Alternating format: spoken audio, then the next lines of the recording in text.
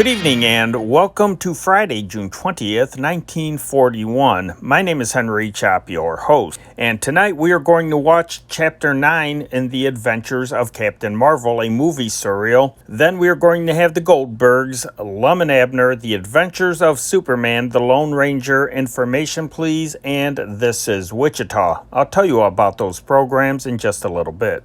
If you enjoy the content of this channel, not only subscribe, but please donate to its upkeep.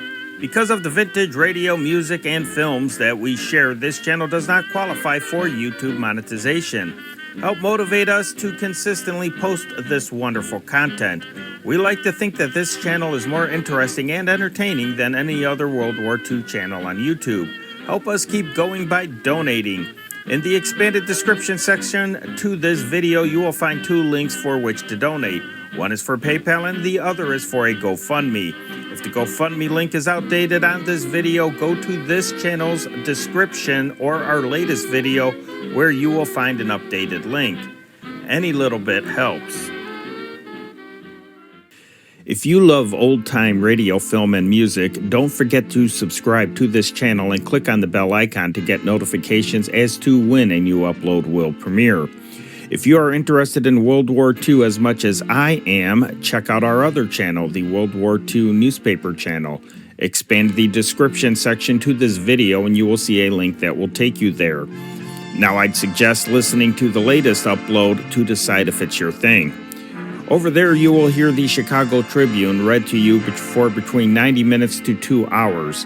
You will get a much more detailed look about what it was like to actually live through World War II than I can give you just by sharing radio broadcasts.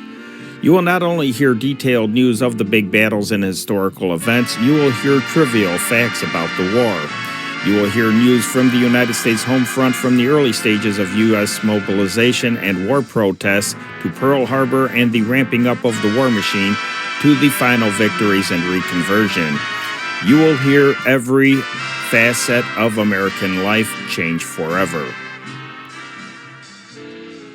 Well, we have some great stuff tonight. First off, I would like to thank Peter for his generous contribution to the channel. I really do appreciate it. My name is Henry Chop, your host, and tonight we are going to thread that old movie projector again and watch Chapter 9 in The Adventures of Captain Marvel. And then we're going to turn on the old tube radio and listen to the Goldbergs, 2:30 over CBS, then Lum and Abner, 5:30 over the Blue, NBC Blue, and then at 7:15 it's The Adventures of Superman, a syndicated program that aired at 7:15 in Chicago over station WGN. And then we're going to stay on WGN for a mutual network program at 7:30 with The Lone Ranger. Then we have Information Please, a quiz program, sort of like Jeopardy!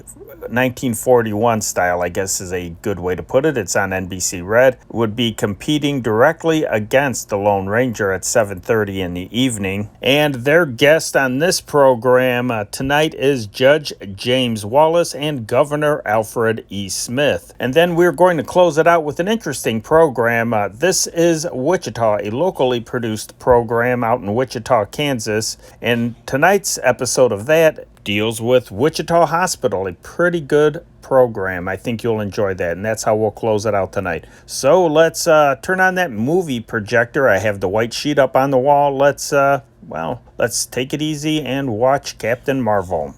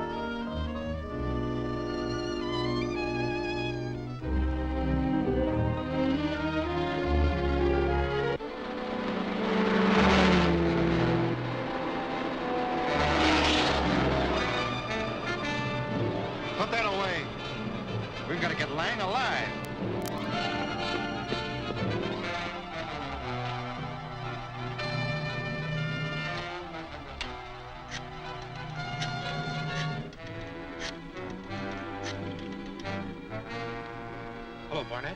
This is Pete at Lang's place. Dr. Lang just drove out with Billy Batson. They took the Mill Valley Road. Mill Valley Road? All right, I'll head him off.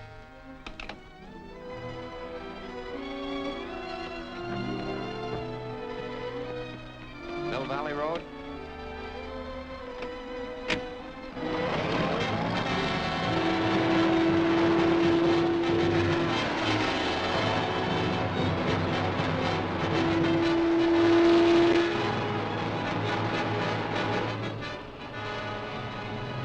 Can't you go any faster? Running off the road.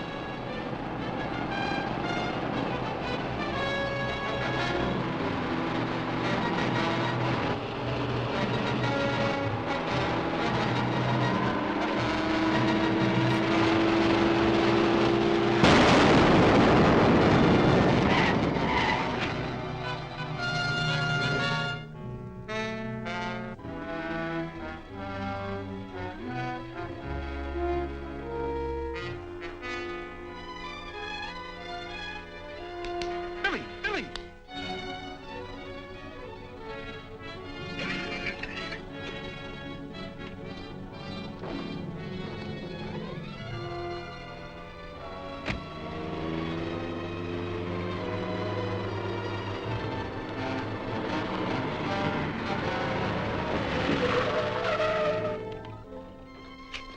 There's been an accident.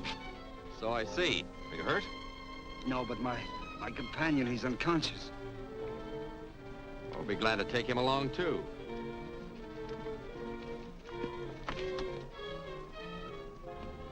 Our orders were to get Lang, but the Scorpion will be glad to get Batson, too.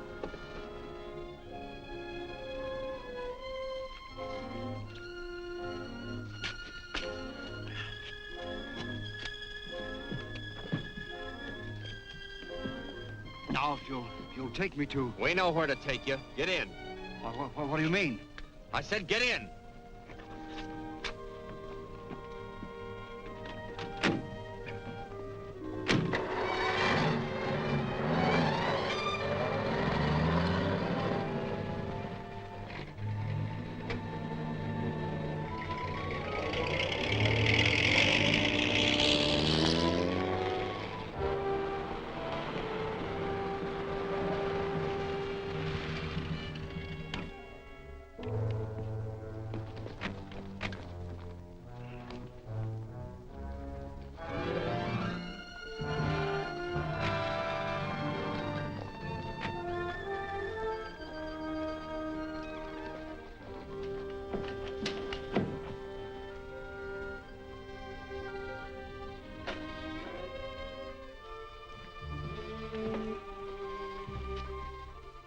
Scorpion.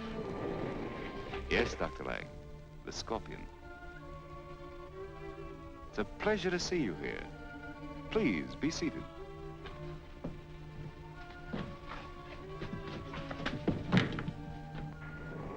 Billy Batson was with him, so I brought him along. Splendid. Where's Betson? Downstairs under guard.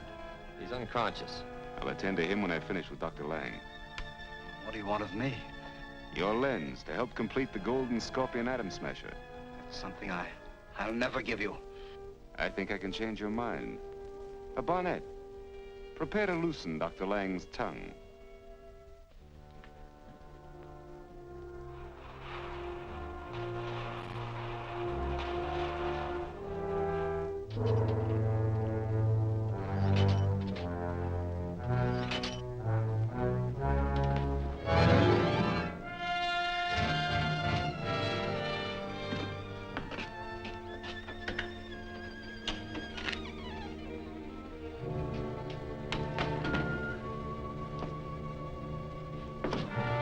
Are you willing to talk now, Dr. Lang? Yes, anything you wish. Release him, Barnett.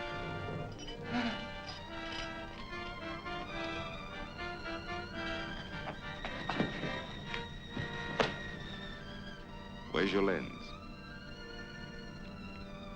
In my library. There's a painting. Behind the painting, there's a safe. Write down the combination.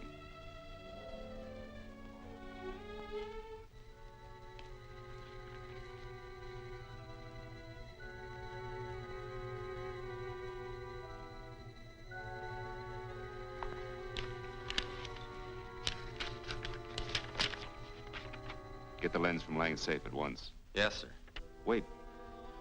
Something should be done with Batson. You want me to take care of him? No, that's a pleasure I'm reserving for myself. I'll have him brought up.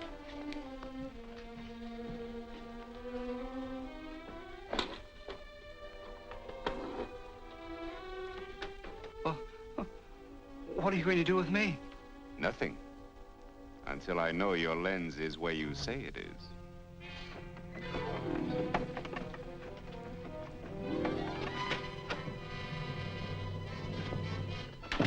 He hasn't come to yet. We'll get some water and bring him out of it.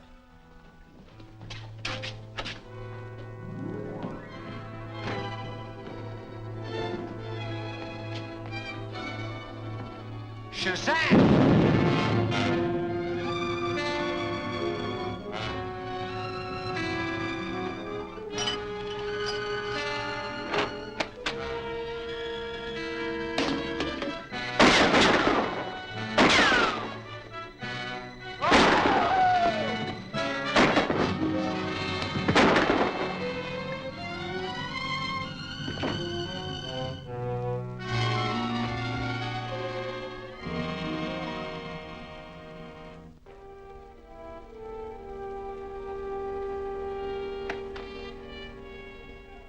Captain Marvel.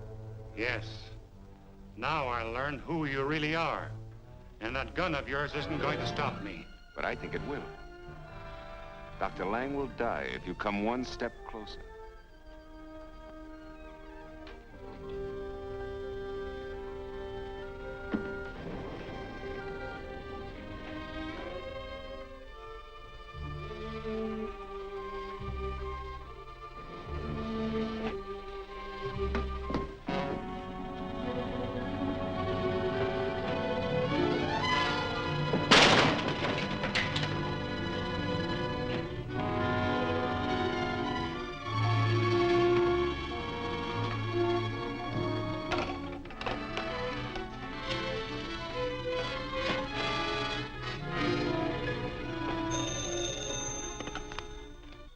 Malcolm's secretary speaking.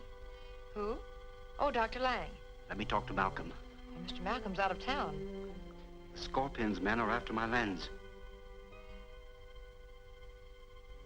Can I be of any assistance? The safe in your library? Yes, that's right. It's in the alcove behind a painting. The combination is R24.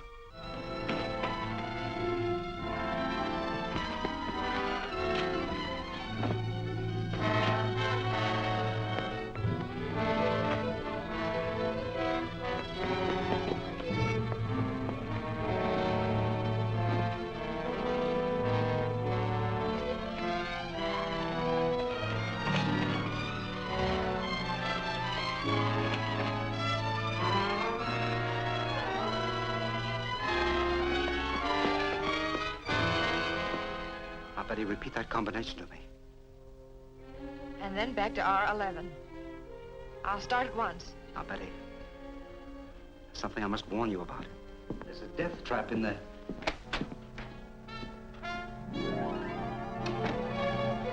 You the Scorpion?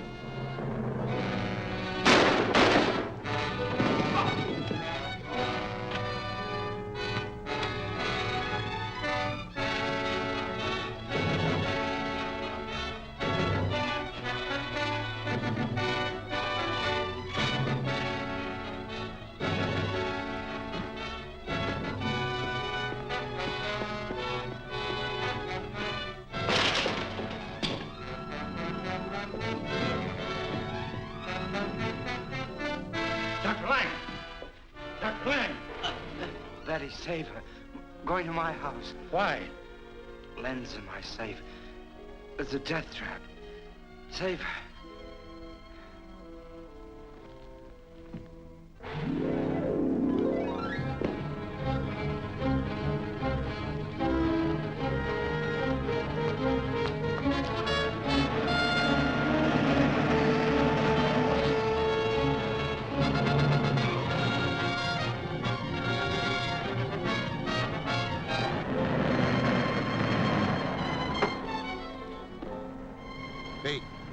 We're going to be busy inside.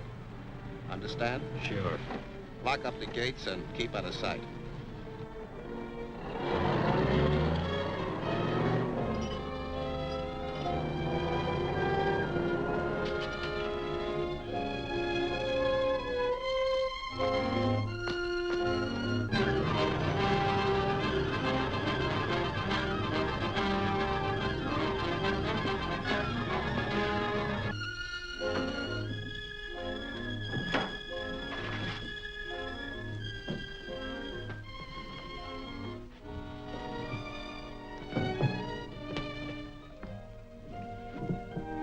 This must be it. This is it. Open up those panels.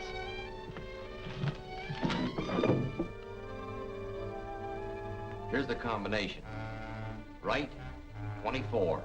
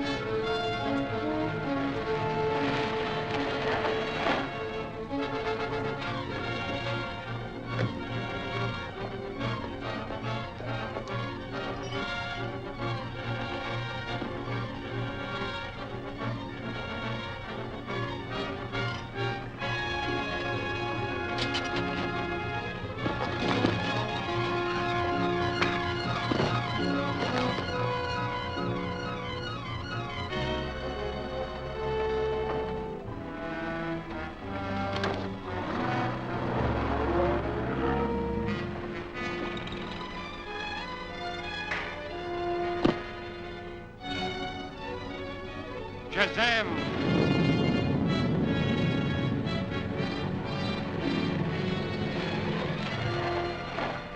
Betty! Betty!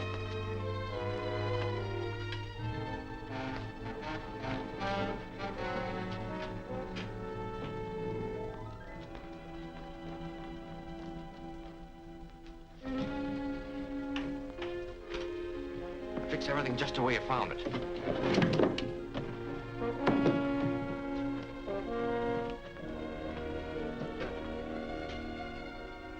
And here's the combination. But he talked about some danger, a matter of life or death, he said. I think I know what he meant. It was a man with a gun as you drove up. Really? Where is he? He's been well taken care of. Let's go get that lens.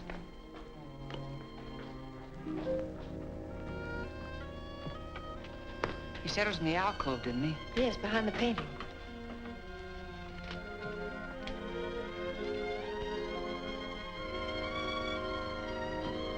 This is it.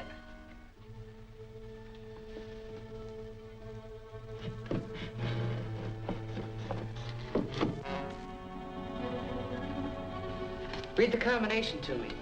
Right, 24. Left, 18. Right, 9.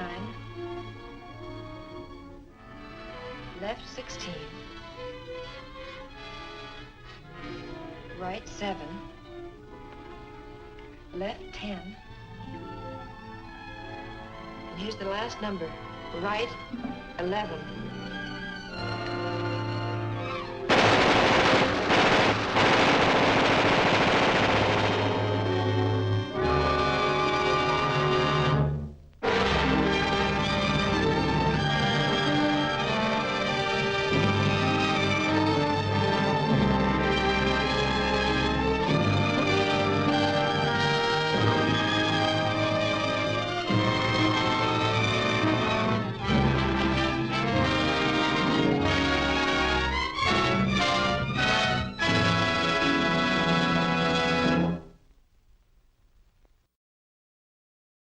Stay tuned next for The Goldbergs. And now, The Goldbergs. The greatest mystery in human life is the human mind. Molly and the rest of us who are so familiar with our own minds think that we mean the things we say and intend the things we do, just the way they appear on the surface. If that was true, Sammy Goldberg's case would be hopeless, bound as he is to Sylvia Allison. Sammy still wants to marry Sylvia, although she nearly destroyed him and everyone else above her. Right now, Sammy and Sylvia both are being treated by a doctor who is a psychiatrist. The treatment bewilders the patients and the observers. Only young Dr. Cater seems to know what he's doing. Molly is alarmed by Sylvia's reaction. Listen. Sylvia, Sammy wants you to get paid. All right. Makes you feel well, Sylvia? No, I don't feel well. Can let me do something for you? Just stop watching me. That's all I want you to do for me. Stop looking at me the way you do. Telling me with everything you do that I promised to leave. I know what I promised you. Sammy isn't well enough for me to leave yet. That's why I'm still here. So just a minute, family dear. Just a minute. Sylvie's coming upstairs directly. I want to fix her a snack. Sylvia, I'll fix you a more. Maybe you'll take something. Maybe you'll feel better. Tell me, Sylvia. Did Dr. say this medicine? Sylvia. Sylvia wants you to come right out. You're going up right away, please. What's the whole family. You're all worried. Your father, too. What's your father? Yes. What's your father? About me. You're all worried about me. You're afraid I won't leave when I should. I can see it in your faces, every one of you. Why shouldn't we be afraid? Yes. Why should we have confidence in your promises? Yes. Is there one thing you ever did to prove to us that you even know how to tell the truth? Sylvia. Please. Yes.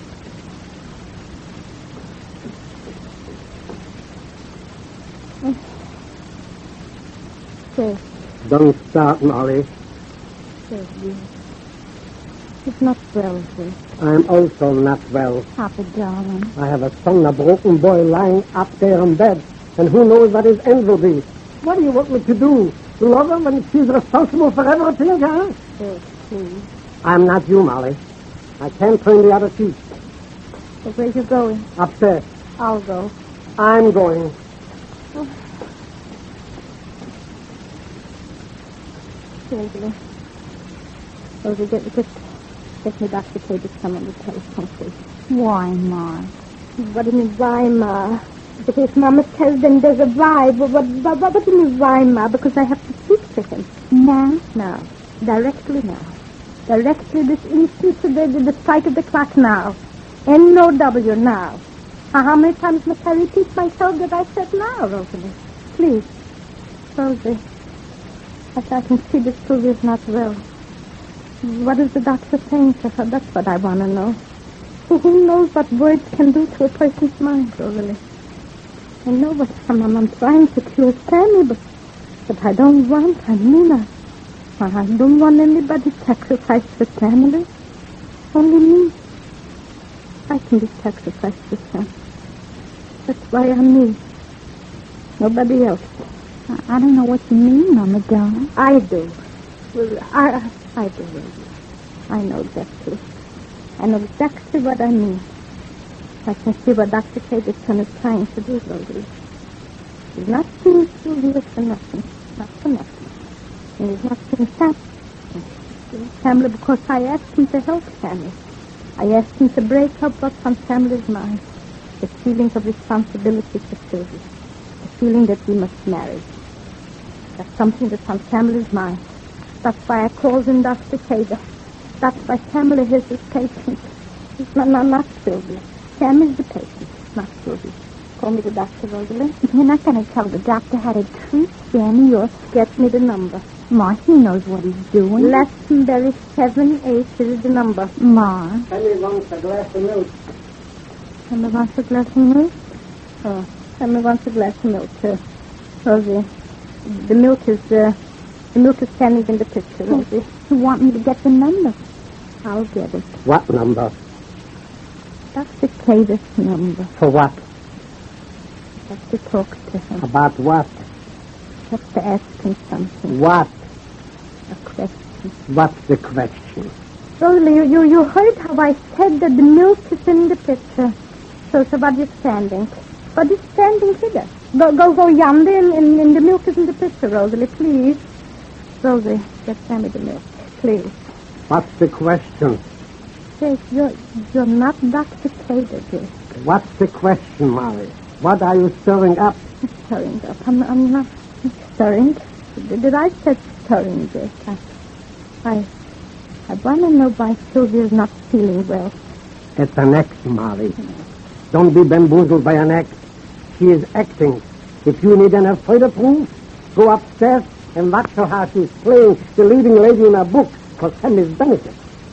Not possible that she's not acting. Molly, please. Drop it down. Quiet. Rosalie, the milk. Please, right. I said it before. The milk. Right. In the pitcher. Oh. Say, dear, what harm is it take if I call the doctor and I ask her? Ask him what? What's on my mind? What's on your mind? Say, dear, I think I feel that maybe we're doing something wrong here. I mean, we're using Sylvie to cure Sammy. What do you mean? I don't know what I mean, but the doctor will know. He's trying to separate them completely. That we know, because that was the diagnosis. He was asked, and we called him in to cure Sammy. We told him what Sylvia did because he asked her. And we told him what she is and what she did. So maybe he's making her feel how bad she is or something. I mean, so that she'll never think this is good enough for anything. Do you know what you're talking about, Molly? I do, Jake. I know. But maybe I'm not saying this. So let me call the doctor. Huh, Jake? Please? And if I say no? Yes, say no if I feel. Huh? Do you think you'll understand your question? It's English. I speak English. Why should we understand? English that is as you speak it is not as he speaks it. Then you ask him. Get the number. Thank you. Rosalie? You took up the milk? Yes, I did. You did? Very well. Thank you, Jake. I'm calling. Glastonbury 7-8. Will you talk, Jake? Get him on the phone first. I'll only ask him private. Hello? Dr. Cater's office? Well, ask for the doctor. The doctor, please. Junior. Is he there? He's calling me, dear. Then let me. Maybe he's not there. Maybe. Hello? Dr. Cater? This is Mrs. Goldberg. Let me.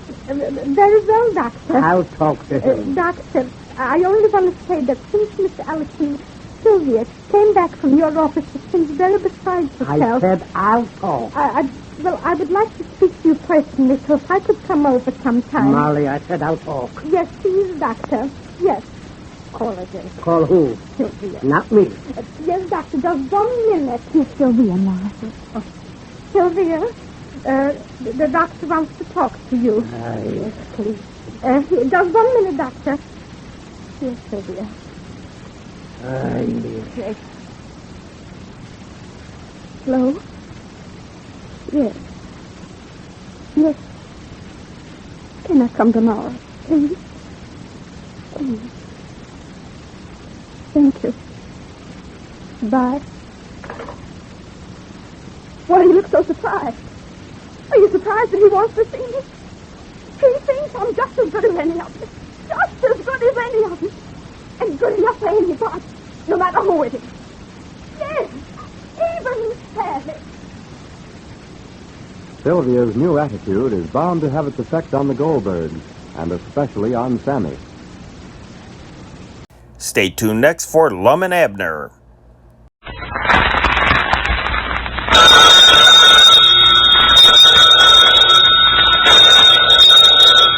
That's our ring. Time for Lum and Abner.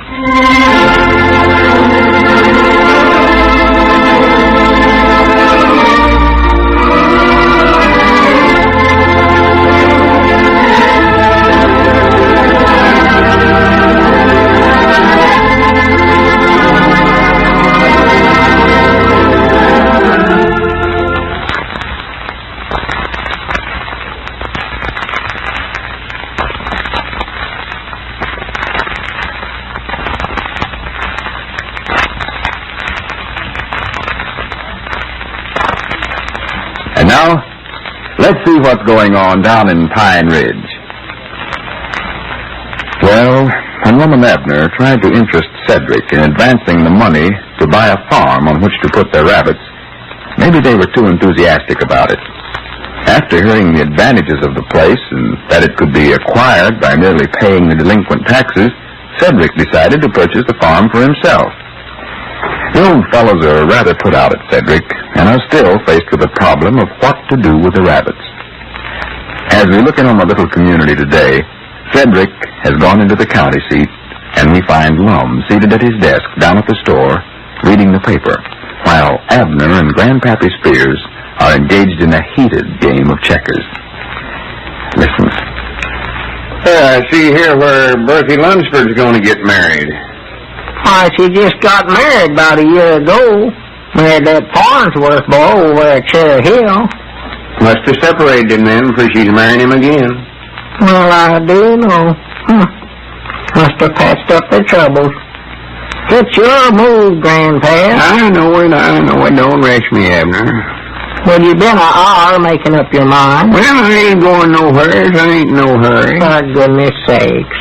Well, I do know. Grandma Wilkins fell out of the wagon and broke her hip. Broke her hip? I reckon so. That's what it says here. Well, she's just now getting to where she can get around from the last time she fell out of the wagon. Still on crutches. Yeah, she's getting too old to be climbing in and out of them wagons anyway. They're going to have to put some boards up there and skid her in and out. Yeah. Yes, sir, I believe I'll move right there, Abner. Oh, no, you don't. No, sir. That's one of my men you're moving there. No. Yeah, excuse me. Now, let's see, is this man a king here? Of course not. How could he be and be that far from my king roll? Well, I can ask, Tina. Well, you're going to have to give me a man now. Just ain't no way out of it. Yeah, let me study here. Go ahead. Take your time. Grannies, I don't know what a feller do without the newspaper. Keep up with the times. No. What else is new, Lum? Oh, a lot of interesting items. Reading the advertisements, too. Well? See here where the bridge went out over at Briar Creek? Well, I do know. I ain't surprised, though. I told them when it washed out last year that they ought to raise it. Cedric will more likely have trouble getting into town today after ford the creek. Yeah. More like that's why he's so late getting back. Yeah, I don't care whether he ever gets back or not. That ornery, low-down trick he pulled on us. After us telling him about that piece of property, he goes down there and buys it for himself. Yeah. Well, move, Grandpa. Oh, for goodness sakes, Abner, I had a move all studied out here, and you hollered and scared it out of my head. Well, make up your mind. Move one of them. Granny, they got your name in the paper, Grandpa. Huh? Says here, Milford Spears left today for an extended visit with his daughter in Kansas City. Oh, for goodness sakes. That was a year ago last April when I went up there. Well, I reckon they just now heard about it. Yeah, they're awful far behind with their news, I'll say that for them. Look here. Old man Alf Anderson died. Again? Well, he died last spring. They buried him anyway. Grannies, wait a minute. April of 26, 1940. Where did this paper come from? That's the one I had wrapped around that jar of preserves I brung down to you, ain't it, Lum? For goodness sake. That's a good one on me. Now I don't know what's news and what ain't. Now, I thought that was sort of odd when I read them headlines about the Democratic convention to be held in Chicago to nominate the candidate for president. Move, Grandpap. Oh, what's the matter, Grandpap? You got you cornered there? Yeah, looks like I'm going to have to give up a man there, Lum. Just been trying to figure out which one I'd rather lose. Well, I believe I'll give you this one right here, Abner. Lum, you stay out of there. I never said nothing. You Daddy. Well, that ain't cheating, Abner. Well, if he's gonna for you, he's got to for me, too. All right, if you're gonna argue, I just won't for neither one of you. Yeah, now, see there, Smarty? Go on and move. Well, I'll move this here right here. Mom, stay out of this, I said. I never heard. Well, no, but he was going to move right where I want him to, and you ummed him out of it. Ummed him out of it? What kind of talk's that? Well, whatever you call that noise you was making. Go ahead. I ain't going to bother neither one of you. Yeah, I'm going to just move that now anyway, Abner. Wait a minute. Mom, I told you to stay out of this now. I weren't talking to him. I meant, wait a minute, there's Cedric getting out of that mail hack over yonder in front of Dick Huddleston's store. Oh. They must not have had no trouble fording Briar Creek. Huh? Nothing. Forgot. Last year's paper. Oh. All right, there she is moved. Go ahead and take that man. Well, wait a minute now. Just let me look this thing over here first. Well, you ain't got but one move. You got to take a jump. Let me see here. That brain that lawn ain't and ummed you into the only move you could make. It would have saved you. When has he got that farm, Cedric? I hope he never. Wouldn't let us go in with him on it. Try to take it all for himself. Yeah, I never admired the altitude he'd taken on that one bit. We told him about the place going to sell for the taxes and how we needed it for the rabbits and all. He ought to have been thought enough to let us go in with him on it. Why, sure. That dang snake in the weeds. The boy's getting awful missionary here lately. All he thinks about is money. Yeah, he's coming over here, see him?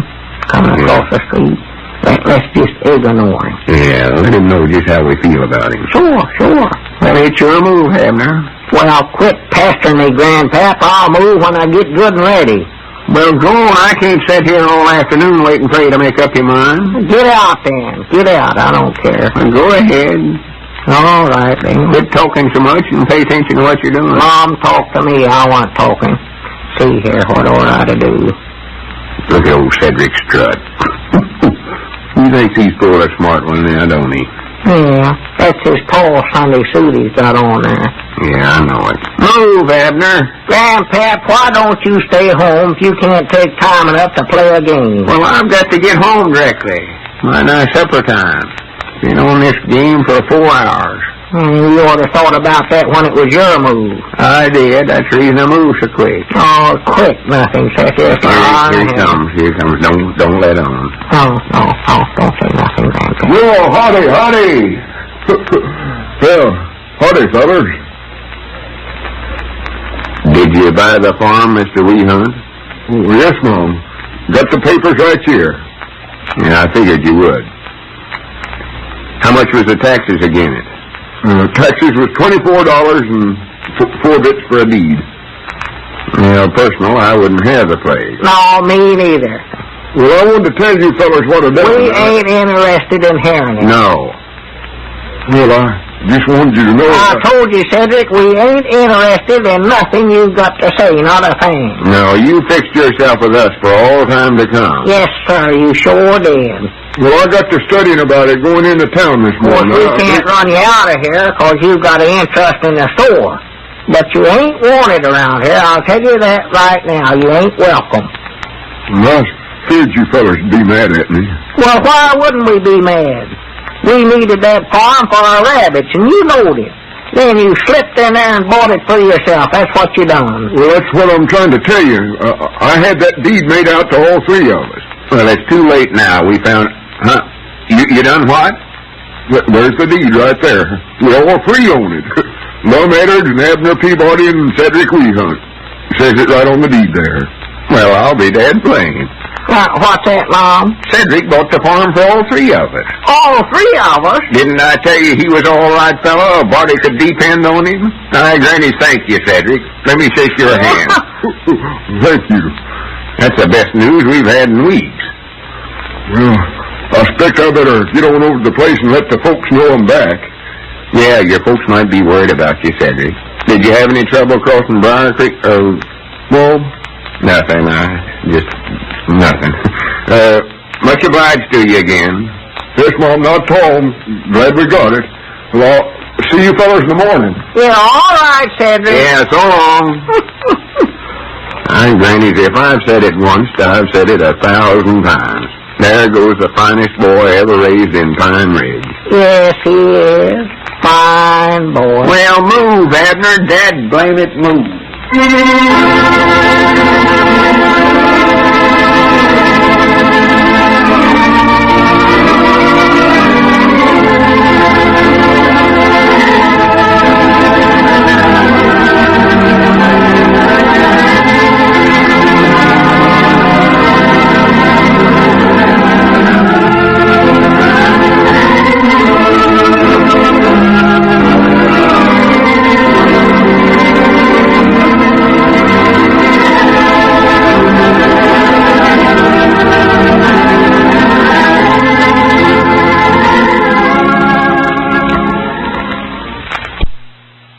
Stay tuned next for the adventures of Superman. Presenting the transcription feature, Superman. Look, up in the sky. It's a bird. It's a plane. It's Superman. Yes, it's Superman, strange visitor from the planet Krypton, who came to Earth with powers and abilities far beyond those of mortal men. Superman who can leap tall buildings at a single bound, race a speeding bullet to its target, bend steel in his bare hands, and who, disguised as Clark Kent, mild-mannered reporter for a great metropolitan newspaper, fights a never-ending battle for truth and justice. And now to our story. In a daring attempt to round up the espionage gang headed by Dr. Deutsch and extract from Deutsch the details of his so-called master plan, Clark Kent, Editor Perry White, young Jimmy Olsen, and Lewis, the Secret Service man, flew to the gang's headquarters on Volcano Island. Wading ashore from the seaplane on which they had arrived, Kent went on ahead to see whether the coast was clear. The moment he vanished into the darkness, Lewis pointed his revolver at Perry White and Jimmy and forced them to enter one of the many tunnels carved through the solid rock of the extinct volcano. Dazed at this sudden amazing turn of events, we find them at gunpoint walking through a dimly lit passageway, their footsteps echoing against the damp wall. You aren't a Secret Service man at all, Lewis. You're a spy. Shut up. Stop here. Now, when I press this buzzer, the stone door will swing open.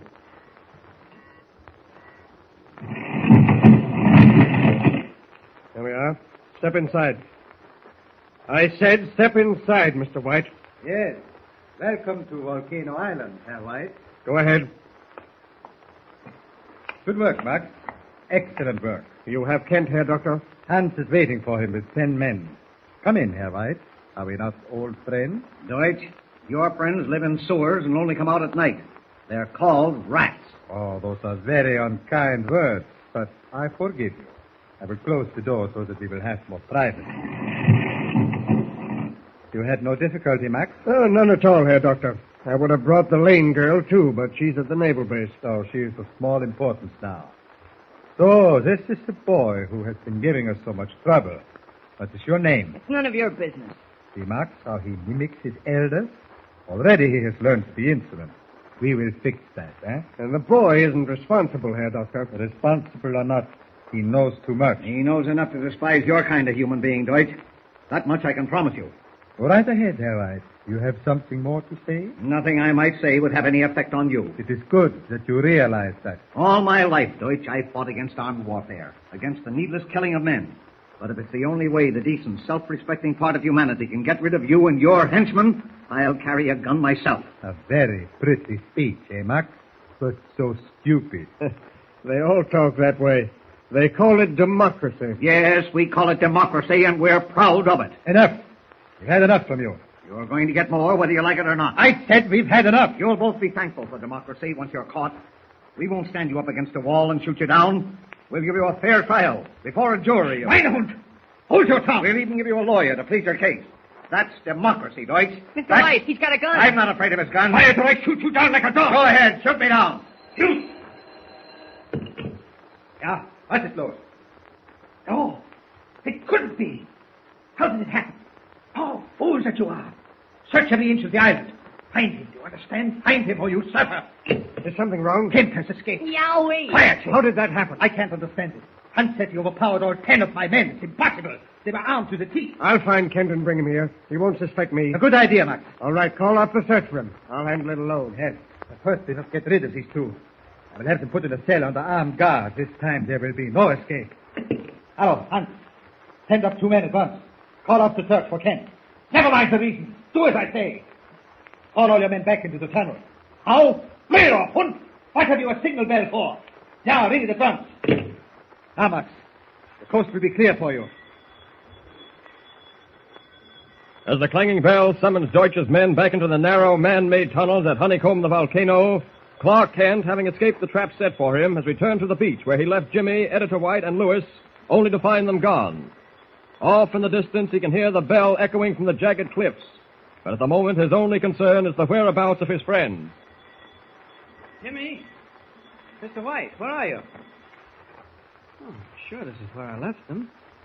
I remember that big boulder. Mr. White? Lewis? They're gone. I wonder could they have waded back to the plane. What's that? Someone's calling me. Over here, behind the boulder. Lewis!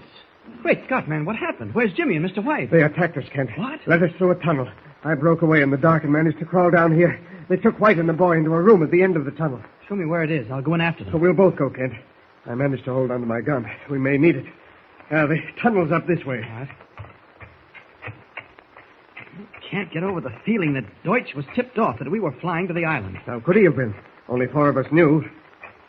Now, here's the mouth of the tunnel. I'd better lead the way. All right.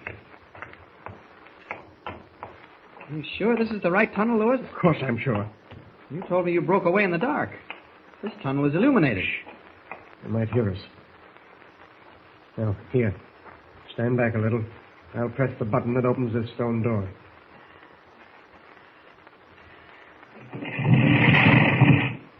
Good work. All right, Kent. Step inside. And don't try anything. I've got the gun in your back. I suspected something like this, Lewis. Nobody's interested in what you suspected. Get inside. Okay. Greetings, Herr Kent. Close the door, Doctor. Yes. So, Herr Kent, again we meet. It is my pleasure, my extreme pleasure. Deutsch, I'm not going to fool with you this time. You've gone a little too far. What have you done with Mr. White and Jimmy Olsen? White and the boy are safe, Kent. Believe me. I wouldn't believe a word that passed your lips, Lewis. Well, Deutsch, where are they? You see this lever, Herr Kent? The moment I pull it, the cell block in which your 2 friends are being held will flood with water from the sea, and they will drown like rats. Is that what you wish to know? He'll do it, Kent. Be careful. All right. You've saved your skin with another of your murderous devices, but only temporarily. That will be for me to decide. You remember, Kent, I told you when we first met that nothing would be allowed to stand in the way of my master plan. Is the plan ready, Herr Doctor? Yes. We have enough radium. It is now being packed in capsules. What will be done with the capsules? I see no harm in telling you now, Max. You see this instrument on my desk? It resembles a miniature cannon, eh? Hidden in the lead barrel is a capsule containing 1/10 of a grain of radium. 1/10 of a grain, mind you. Smaller than the head of a pin. Yet powerful enough to melt this whole island into the sea. But how, Herr Doctor? I will tell you how, Max. Radium, like all substances, is made up of atoms. In steel, they give it strength. In wood, the ability to float. But in radium, Max, they give it power. The power to destroy. But how can that power be used? Watch, Max. And you, Herr Kent. I point the little cannon at the glass pitcher across the room. Turn the switch. Wunderbar. The pitcher explodes into 1,000,000 fragments. You have seen enough to convince you that here is the greatest weapon man has created. Within 48 hours, one of my little cannons containing not 1/10 of a grain of radium, but 2 full ounces, will be floating down on the city of London, destroying everything in its path. That's what you think, Deutsch. Stand back, Kent, or I pull the lever. Stand back. Not a chance. You're at the end of your rope. Shoot him, Max. Shoot him, I say. Don't touch that lever, Deutsch. I will. I warned you, Deutsch. Now you'll suffer for it. Kent, pull that lever back before the cell block is flooded. It won't come back. It's jammed. Where's the cell block? Tell me quickly. In the tunnel beneath this one. There's a ladder, but you're too late, Kent. The water's pouring in. Press the button that opens that door. Hurry. Okay. It's suicide, Kent. Don't do it. Might be suicide for you, Lewis. Not for Superman. This must be the ladder. Yeah. I can hear the water rushing through the tunnel. I hope I'm not too late. Oh, it's coming through here like a mill race. Most of the cells are flooded. I can't possibly tell which one they're in. What's that? Someone calling for help. Up this way. Good thing it's dark down here. Oh, I'd better use Kent's voice. Where are you, Mr. White? Hold on, I'm coming. The cell's filling up. Don't worry. As soon as I get these iron bars out of the way. That does it. Now, where's Jimmy? I've got him. He struck his head when the first rush of water came through. All right, hold on to me now. We've got to swim for it. The water's over our heads. We'll never make it. Never. We'll make it. Come on.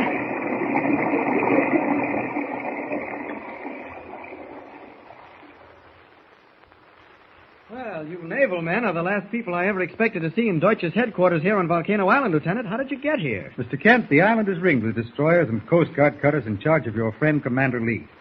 We've rounded up all of Deutsch's gang, including the mastermind himself, who's aboard the commander's own destroyer. What? How did you know about the island? Who tipped you off? Oh, Commander Leeds has known about it for some time. What? Mr. Lewis made all arrangements for the final stroke. Lewis? He's one of Deutsch's men. He's a dirty spy. Well, he brought us here at the point of a gun, Lieutenant.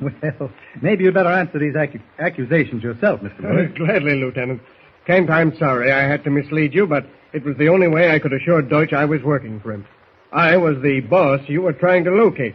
You see, Kent, I had to do it that way in order to be on the inside and learn the details of Deutsch's master plan. And Commander Leeds knew all about this, Lieutenant? Yes, he knew Lewis was posing as one of Deutsch's men, Kent, but that information couldn't be revealed to anyone. However, it's all over now, so let's get aboard ship where Commander Leeds can thank you personally for everything you've done. Your country is proud of you, Mr. Kent. And so am I, Kent. How you ever managed to get Jimmy and myself out of that flooded cell will always be a mystery to me. Superman couldn't have done better. And so another Superman adventure ends with Dr. Deutsch's espionage ring completely broken. But even as Mr. White, Jimmy, and Kent are returning to the mainland on a government destroyer, a new adventure is brewing. An adventure that will take Clark Kent deep into the snowbound forest of the North Country. So be with us again next time to begin the story of Superman and the White Plague. A story of mystery in the frozen North. Don't forget, tune in again for the next thrilling episode with Superman. Look, up in the sky. It's a bird. It's a plane. It's Superman! Superman is a copyrighted feature appearing in Action Comics magazine. Stay tuned next for The Lone Ranger.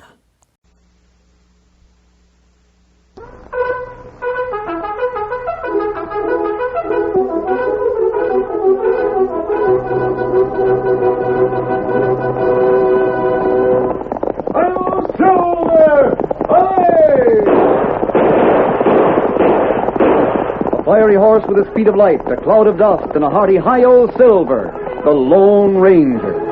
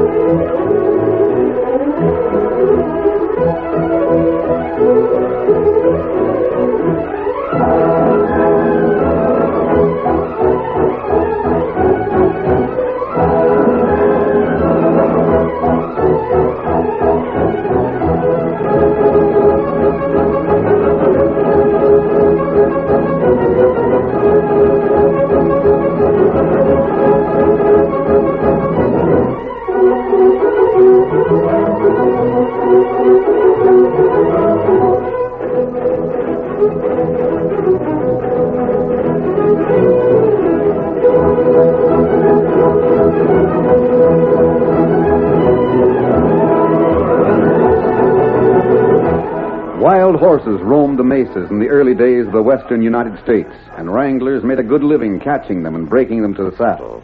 But the rough and broken country also gave protection to bands of outlaws, and it was above the rim rock that the Lone Ranger met some of his most exciting adventures.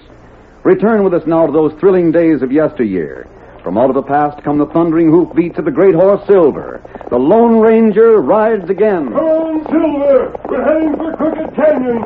Tunnel's waiting for us. Hi-yo, Silver!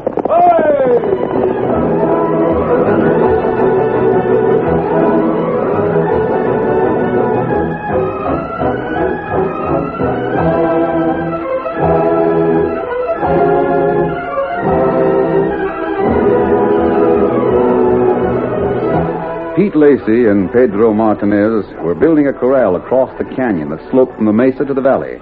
It was a makeshift affair. Stakes had been driven in the ground and ropes strung between them. Then rags had been tied to the ropes. But driving the stakes was hard work, and Pedro complained. This is no work for Pedro Martinez de Ronega. Seems to me that I'm the guy with the sledgehammer. All you're doing's holding the stake. Every time you hit, it hurts my hand. Oh. Next stake will be my turn with the hammer. We don't need another one. This opening at the upper end has to be big so the horses won't shy away from it. You make it too big. They will turn around and come right out again. No, they won't. We'll get a rope strung across the opening pronto. I hope you know your business. There are many fine horses up there on the mesa, but they are as wild as the antelope. How can rope and rag stop them? Just look at that lower fence. Rope and rag? Yeah. The rags are flooding in the breeze. Those wild Mustangs will be scared of them. That fence is just as good as if it was 6 foot tall and made adobe. Senor, we have a visitor. Oh, yeah. Coming down the canyon. A couple of them. Yes, there is something on their face that Pedro does not like.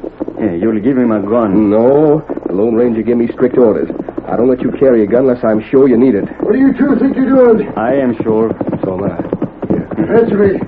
We're building a corral. What's it look like? What's your idea?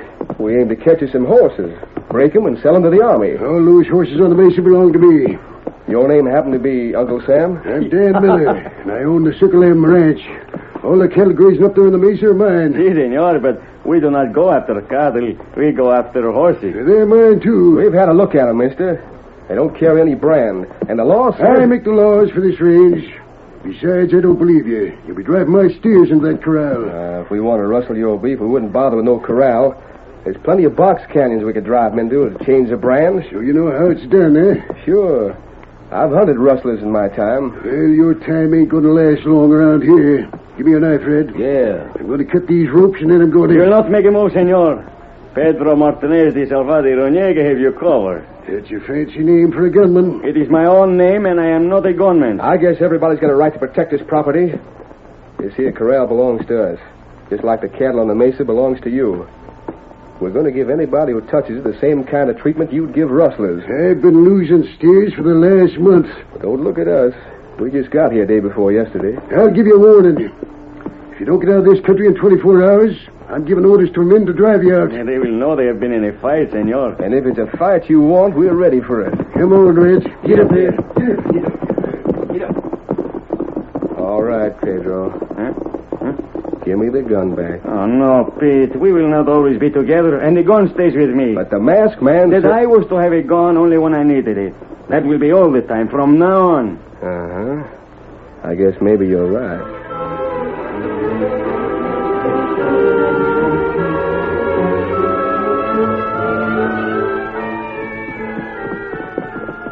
The nerve of those hombres moving on this mesa without getting leave from me. It's open range, Dan. I'll drive them out if it's the last thing I do. Yeah, it might be. Yeah? They could have the sheriff put you in jail. He's 50 miles away. Yeah, that's only a day's ride.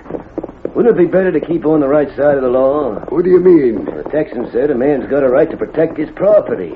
That applies to you just as much as it does to them. If they was to come to the home ranch a-gunning for you, well, the sheriff ain't going to say nothing about shooting in self-defense. But they won't come to the home ranch. Yeah, they would if something was to happen to that corral.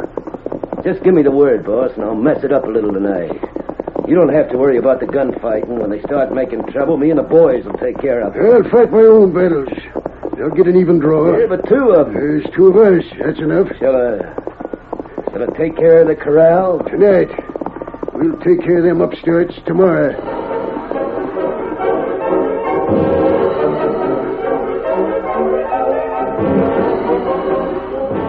That night, the Lone Ranger and Tonto were riding up another canyon to the west.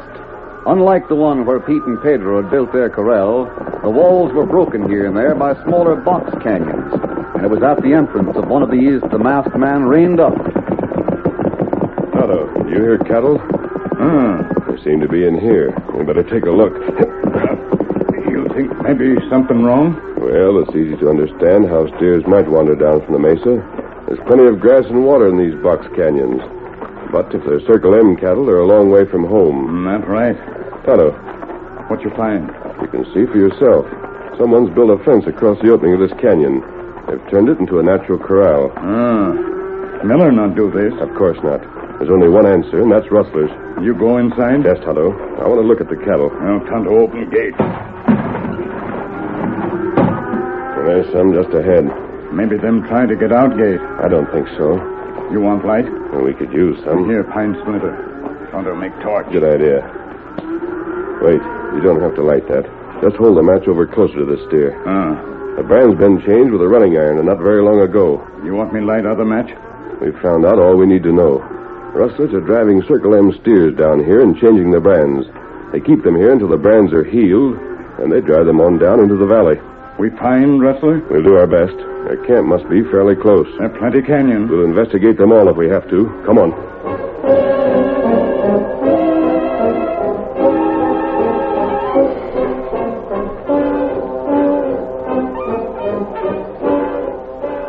I don't know, Red.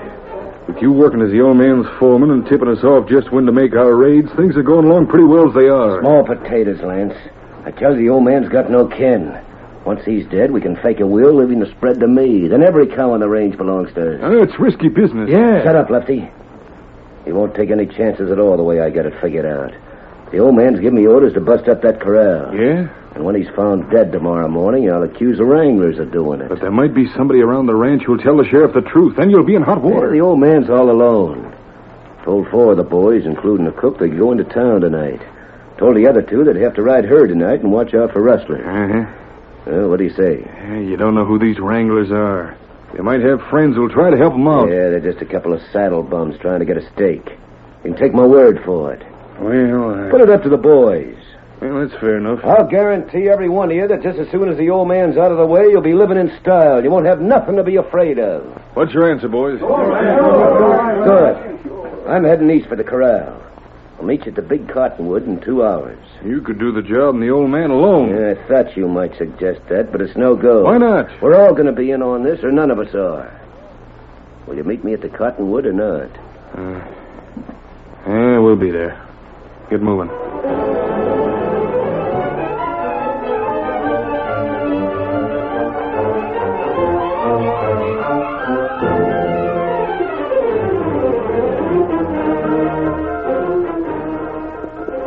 Horses, Pete? Yeah, 2 of them. They're coming fast. Let him come. Pedro Martinez de Zavadi Ruñega's ready for anybody. Steady on that trigger finger. Might be a messenger from the colonel. Aye! Did you hear that? It sounded like Tonto. It is. Tonto and the masked man. Hello, Pedro. How are you, Pete? Right as rain, mister. Got your horses saddled. You're riding with Tonto and me. What is wrong? Dan Miller's foreman is on his way to break up your corral. Hey, well, thanks for warning us. We'll teach that hombre a lesson he'll never forget. I don't want you to try to save the corral. What do you say? It won't take you long to build another one, and I think... Senor, you do not know. And if we let Red go through with his plan, we can brand him as a crook and round up a gang of outlaws. Not long to build another, you say? How you think I got these blisters on my hand? Quiet, Pedro. What plan do you mean, masked man? I'll tell you about it as we ride. We're with you. Get your coyote saddled, Pedro. But, Pete, my friend, the masked man does not understand about the corral. Oh, never mind that. Never mind. There's more important things in the wind than your blisters. My blisters are not on the wind. They are in the hands. Look. Oh, listen, senor. The masked man's got work for us to do. Are you going to turn him down? No, but no. That is something Pedro Martinez de Salvador Ruñega would never do. And cut out the palaver and slap a saddle on your pony. We're with you, masked man. Whatever you say goes.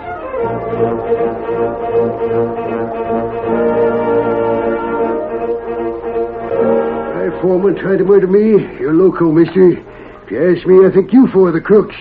I don't know what your game is, but it ain't going to work with me. You'll soon find out we're telling the truth, Miller. And watch your talk. This here's a lone ranger. Yeah, there's plenty of hombres in the West that wear a mask, but there's only one lone ranger. We haven't time to argue. We got you out of bed, and that's where Red will expect to find you. Put out the lamp, Tonto. Did you say Tonto? Si, senor. That is the name of the Indian. Well, now, wait a minute. We can't, Miller. Red was to meet the outlaws at the big cottonwood. Now, which way is that? To the west. You can almost see it from here. Then we'll watch for them at these windows. Full moon. It's plenty bright. Red won't bring them all inside the house, and the 5 of us should be able to handle those he does without any trouble. The leader of the gang is called Lance, and he'll be one of them. We get the leader in Red, and it won't be hard to round up the rest of them. That's what I'm hoping. They'll expect a certain amount of noise in here, so they won't be warned of what's going on. I've been an old fool to trust that owner skunk the way I have, helping rustlers make off my cattle, planning to murder me in my bed. It's well to get my hands on him. Kimasabi. Where's my gun? Yes, Tonto? You look out there. That not mist, that dust. Then come now. You're right. Pete, you and Pedro stay on one side of the door. Tonto and I'll be on the other. Tonto see men now. Them stop. They're stopping? What are you opening that window for, Miller? It's dirty. I can't see good. They've stopped all right. Now 6 men ride this way. That's Red in front. I recognize his horse. You understand, everybody. Let them get well into the room before you make a move. Sure thing. Si, senor. So him. Dan, what have you done? I wanted to get that redhead myself. I guess he wasn't in range yet. You've spoiled the masked man's plan. What are they doing, Kimasabi? Them right now. Now we cannot surprise him. They can't see our horses. That's right. The trees in back give them plenty of cover. So they don't know we're here. But they must know you're awake, Dan. Other men ride up. Them start to circle house. They all wear a bandana over their face now. You're awake and on guard. Red knows he can't bring those men up to the house without calling out an explanation. He isn't going to try it. It's a fight, huh? Yes, Dan. They're going to try and smoke you out. Oh, I'm sorry, masked man. My temper got the better of me. I just couldn't keep my finger off that trigger. You would not be in fix like this if you had not lost your temper with us today. And we wouldn't be here with you. That is the part that hurt most. We are 5 against 20. I'm close in now. If these outlaws get you after all, Don, it is only what you deserve. That isn't true, Pedro. Dan may act and talk before he thinks, but he's honest. He's one of us, and we're all against that gang out there. This is a fight for justice. Si, senor. Then forget about the difference of opinion you had today. If we're going to win, we'll have to fight together. Sure, that's all right. All right, then. They'll start firing soon. Don't waste your ammunition. Pedro, you and Dan take the other side. Sure. Follow the back. You'll stay here with me, Pete. That suits me fine. It's any minute now. There's no telling how long it will last. They're getting well in range. Do we let them start it? Yes, Pete. That's it, masked man. Open fire, men. Drive them back.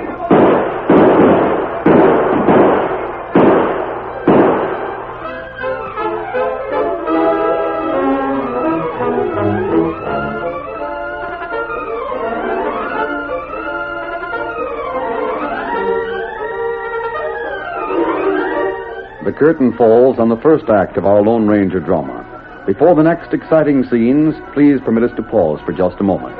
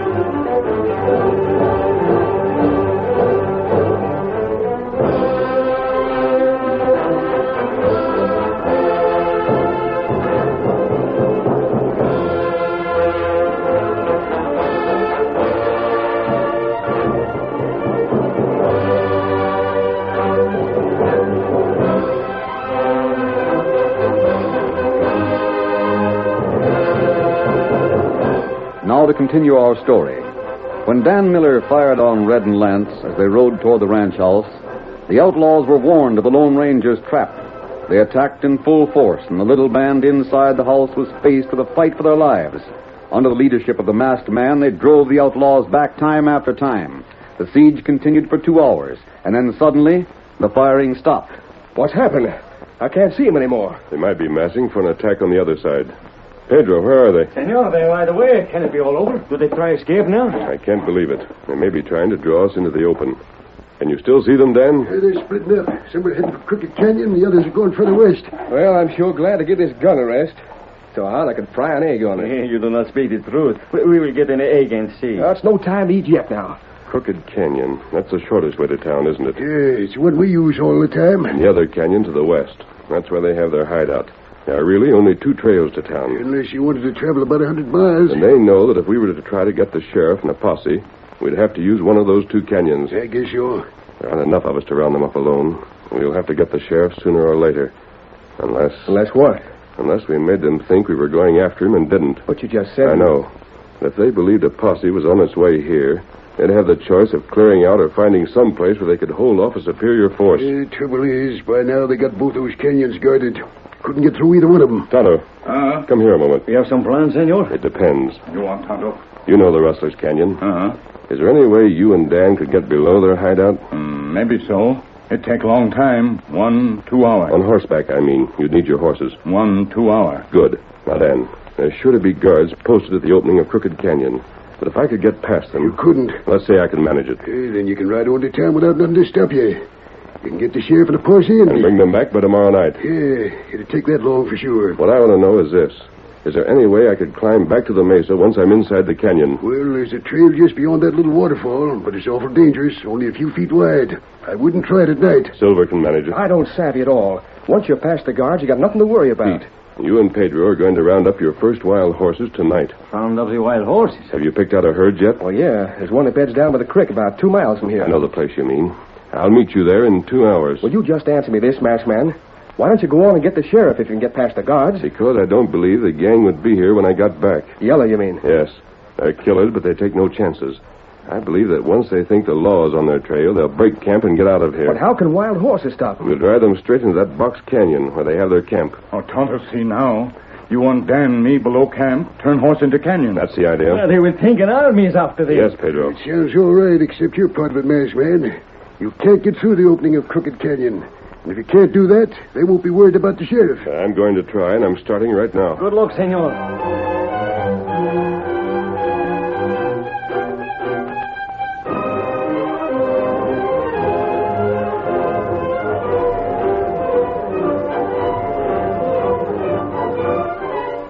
I'll get this, Lefty. You got to keep watch both ways. Dan will try to reach the sheriff. He won't get by. Yeah, if he does, you'll answer for it. But you got to keep watch the other way, too. There's just a chance that those 4 waddies I let off tonight will come riding back about dawn. They won't get by either. Yeah, we don't want Dan to have any more help. You said he didn't have any at all. I still can't figure it out. It must have been those 2 wranglers in there with him. But why Dan and them should be working together is beyond me. Well, maybe Dan is dead. Maybe those 2 killed him just before we got there. It was Dan who fired the first shot at me. I saw him. Well, you're the one who's supposed to have the brains, not me. If you can't figure it out, why should I try? Don't waste your time. Listen. Oh, I can't hear nothing. Get your ear down the ground, you will. Somebody riding this way. Lance? He's setting the guard at the other canyon. Dan won't try anything there. Just one horse. Can't see him yet. This light's sort of funny. Hey, you boys over there, watch out. Somebody coming. The opening's pretty wide. Wouldn't it be better for some of the boys to stand out Will there? you do it? Oh, not me. Well, then shut up. Whoever it is will be riding straight into a crossfire he can't get past. Look, a white horse. That don't belong to Dan. There's the canyon. Buster Silver. He's coming like the wind. Right through, Silver. That hombre's wearing a mask, and he called his horse Silver. What's the matter? You seen a ghost? Who worse than that? Get him. What's the matter with you coyotes over there? He's getting away. Pour lead into him. You can't hit him now. You can't. What happened to you? You didn't fire a shot. Well, I gotta tell Lance. You gotta tell him what? Don't you know who he was? A masked man on a white horse? He called that horse Silver. Well? That was the Lone Ranger. Lone Ranger? He's poison, Red. I gotta tell Lance. The Lone Ranger was in the house with Dan. He was the one who shot the gun out of my hand that time. And now he's on the way to the sheriff. When they come back, we won't have a chance.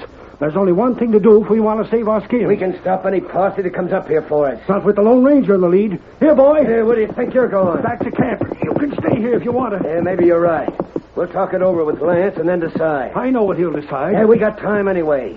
He can't bring a posse before tomorrow sometime. You saw that white horse travel. No matter how fast he is.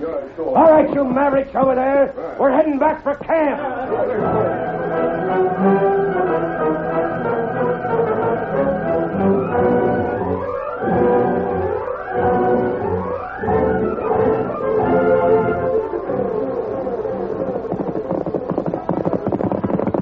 You made it, masked man. Thanks to Silver. But that was only the beginning. You cannot see the horses from here, but they're just over the line. Come on. Get up there.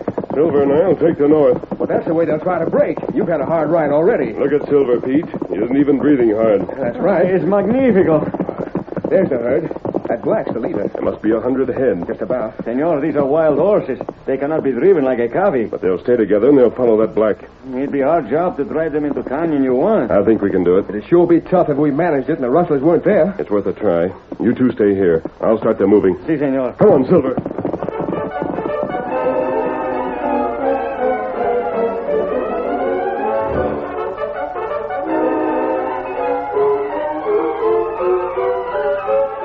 As the Lone Ranger and Silver reached the north side of the herd, the scent of danger reached the black leader. He whinnied a warning. Instantly, his wild followers were on the alert. The black started toward the west, slowly at first, then a volley of shots rang out on the right flank of the herd. The leader broke into a dead run and changed his course a little toward the south, but Pete and Pedro were waiting for him there. Once more, the black headed west, flying straight across the mesa toward the outlaws' hideout. On the wild horses raced across the mesa. In the first light of dawn, the opening of the Rustler's Canyon loomed ahead. Now came the moment when the herd must be turned into it. The Lone Ranger rode closer and closer to the black leader. Little by little, the black changed his course until he was heading straight for the opening. When he saw it, his eyes rolled white. For a moment, it seemed that he would stand and fight. But then, trusting to the speed that had brought his band through other dangers, he plunged ahead. We've done it, Silver. They're heading down the trail. Keep them moving, Silver. Faster, boy, faster.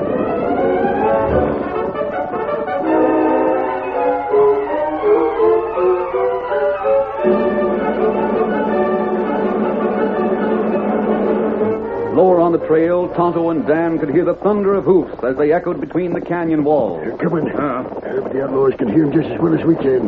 They'll be going for the guns. Them not come out here. I can see the horses, Tonto. Question is, can we stop them and turn them aside? Looks like nothing could stop them now. They'll run over us. You stand ground. I can't manage my horse so good. He wants to get out of here. You yell. Use gun now. Yes.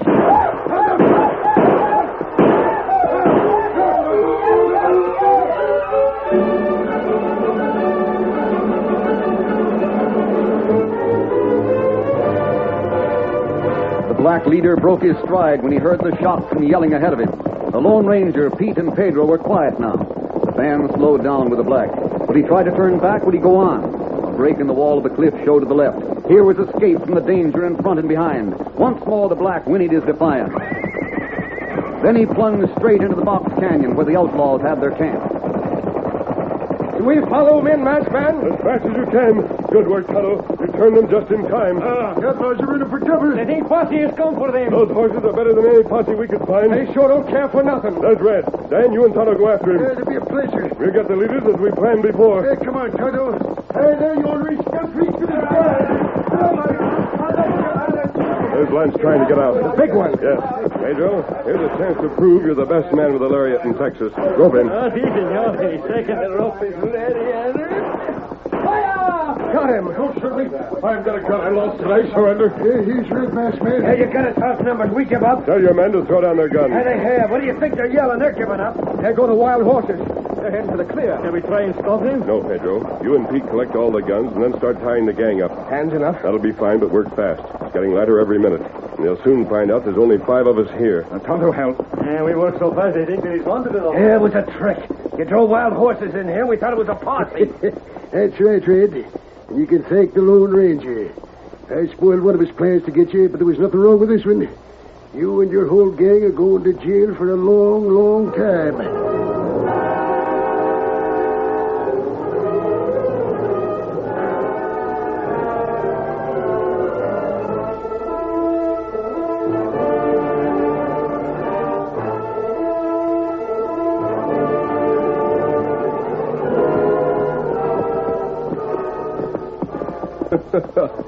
That's some procession going down the trail, masked man.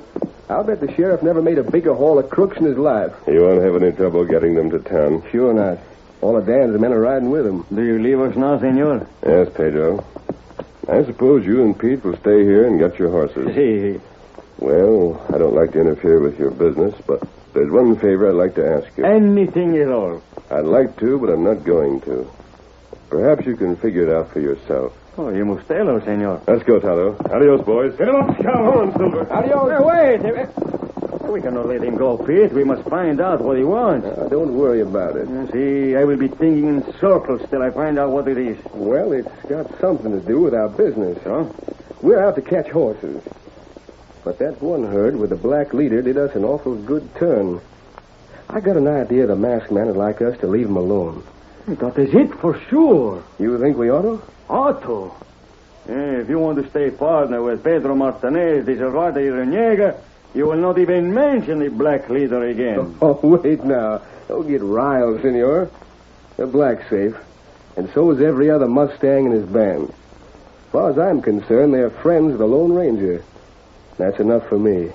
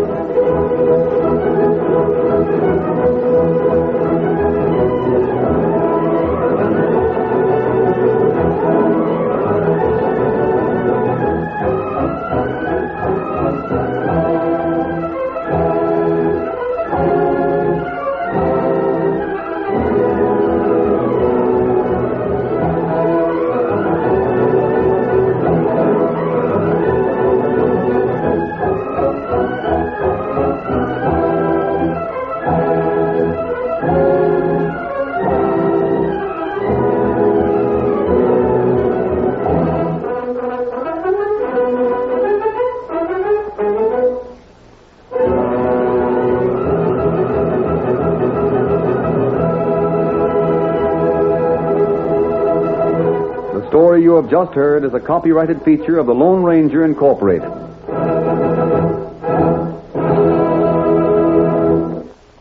Stay tuned next for Information Please.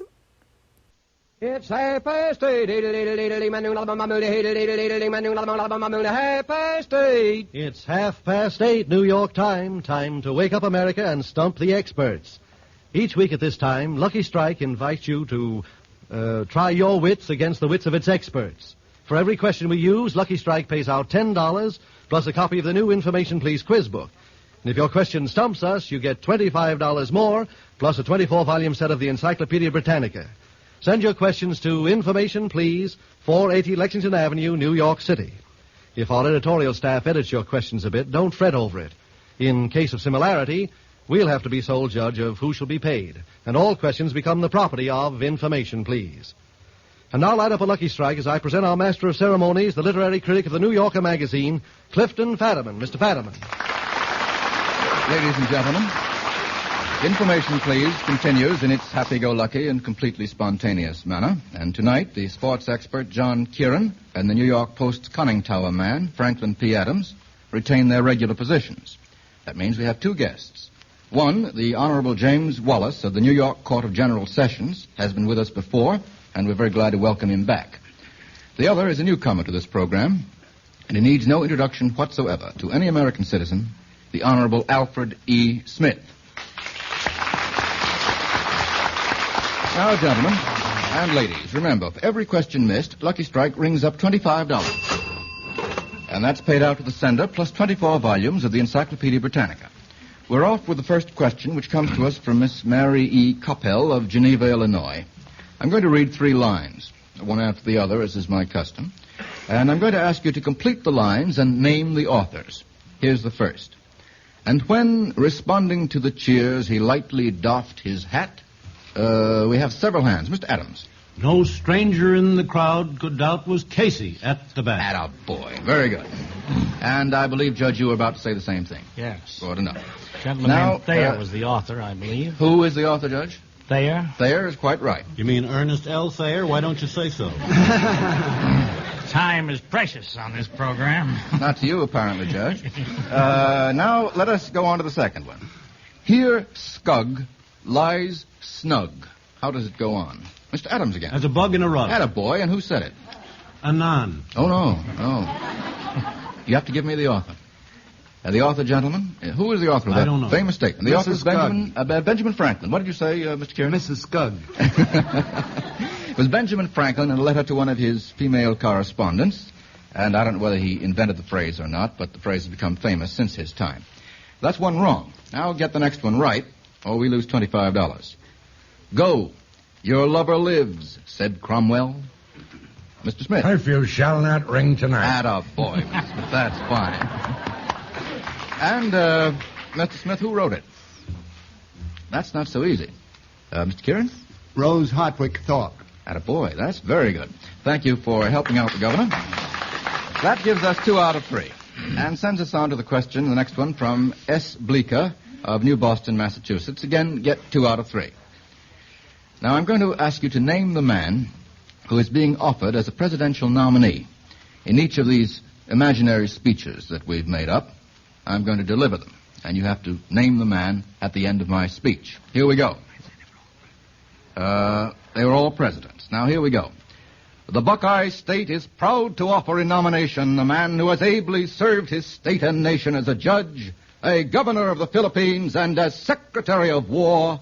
I give you Mr. Adams. William Howard Taft. Not the slightest doubt of it. Very good. Now the next one. The Empire State offers to this great convention a man distinguished as a sheriff of the great Erie County, mayor of the Bison City, and governor of the largest state in the Union. I give you Judge Wallace. Grover Cleveland. Grover Cleveland. I had 4 hands up. Everybody knew the answer there. Now, how about this one?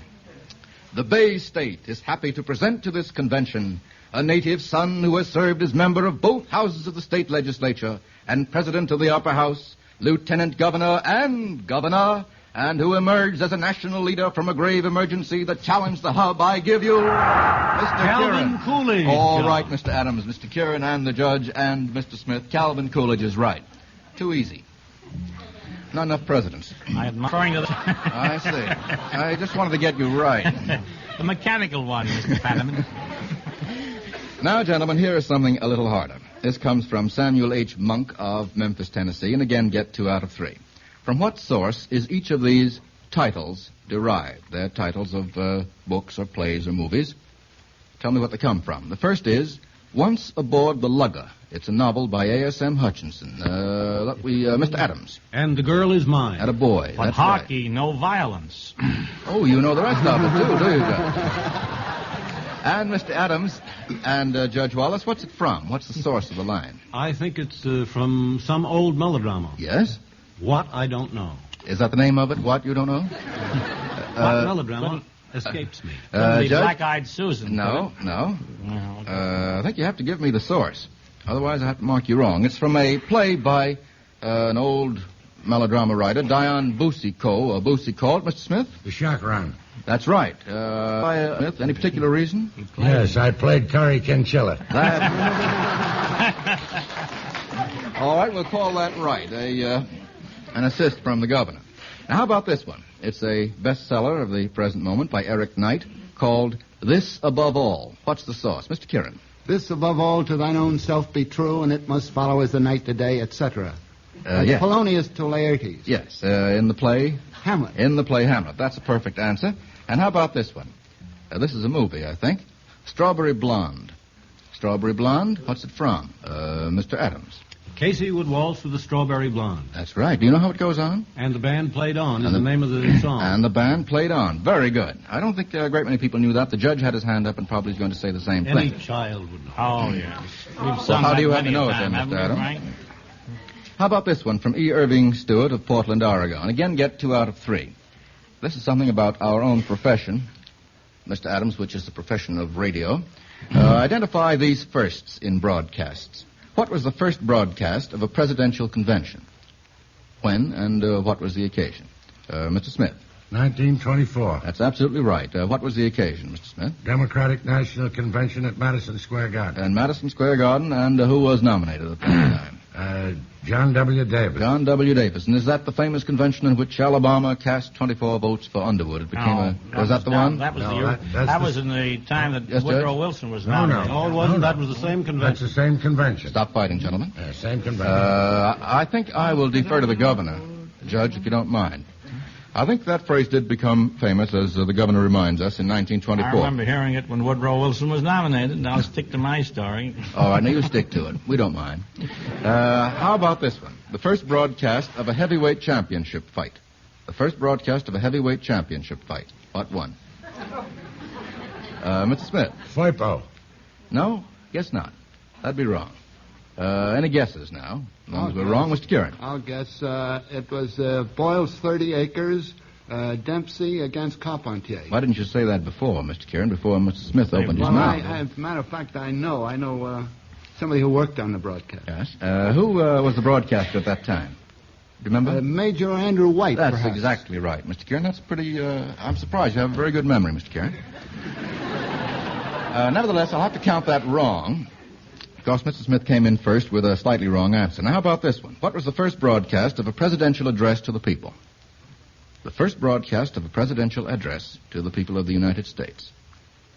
I think these are interesting facts. Any guesses? How about it, Mr. Kieran? I'll guess Woodrow Wilson. No, that would be wrong. Warren Harding, in June 1923, spoke to the citizenry about the World Court for the first time over the air. And that, I think, will send $25 to Mr. Stewart, plus a copy of the Britannica, courtesy of Lucky Strike, and will send us on to the next question from Mrs. Marie Van Sant of Absecon, New Jersey. Again, get 2 out of 3. If these lines of song or poetry that I'm going to read should inspire you to plant a garden, what flowers would bloom in it? And here is the first set of lines. Tell them, dear, that if eyes were made for seeing, then beauty is its own excuse for being. Mr. Kieran. Rhodora. Rhodora. What's the Emerson, reference? to a Rhodora. To a Rhodora. What is a Rhodora, Mr. Kieran? Well, it's, as a matter of fact, I haven't seen it in a while, so I can't give you a very... You're rather snobbish. Unless you see it in the wild, you don't recognize it. Is it anything like a rhododendron? It sounds as if it would be. No, I believe it's much smaller than a rhododendron. Yes. And the lines, as Mr. Kieran remembered... Beauty is its own excuse for being. That's right. Very few people, I think, would know that. It's a poem by Ralph Waldo Emerson. How about this one? And it was nothing more. What flower does that recall to you, Mr. Adams? A primrose. A primrose. Can you give us the lines? That... A primrose by a river's brim. Yes? A simple... A yellow primrose was to him, and it was nothing more. Yes. Who wrote the lines? Wordsworth. Wordsworth. That's right. A Peter primrose. Bell. Now we have... That's absolutely right, Mr. Adams. That gives us rhodora and primrose in our small garden. Here's the last one. Silently, one by one, in the infinite meadows of heaven, blossom the lovely stars. Mr. Adams again. Forget-me-nots of the angels. Perfect, Mr. Adams. That's very good. Very good. What's it from? Evangeline. Yes, by whom?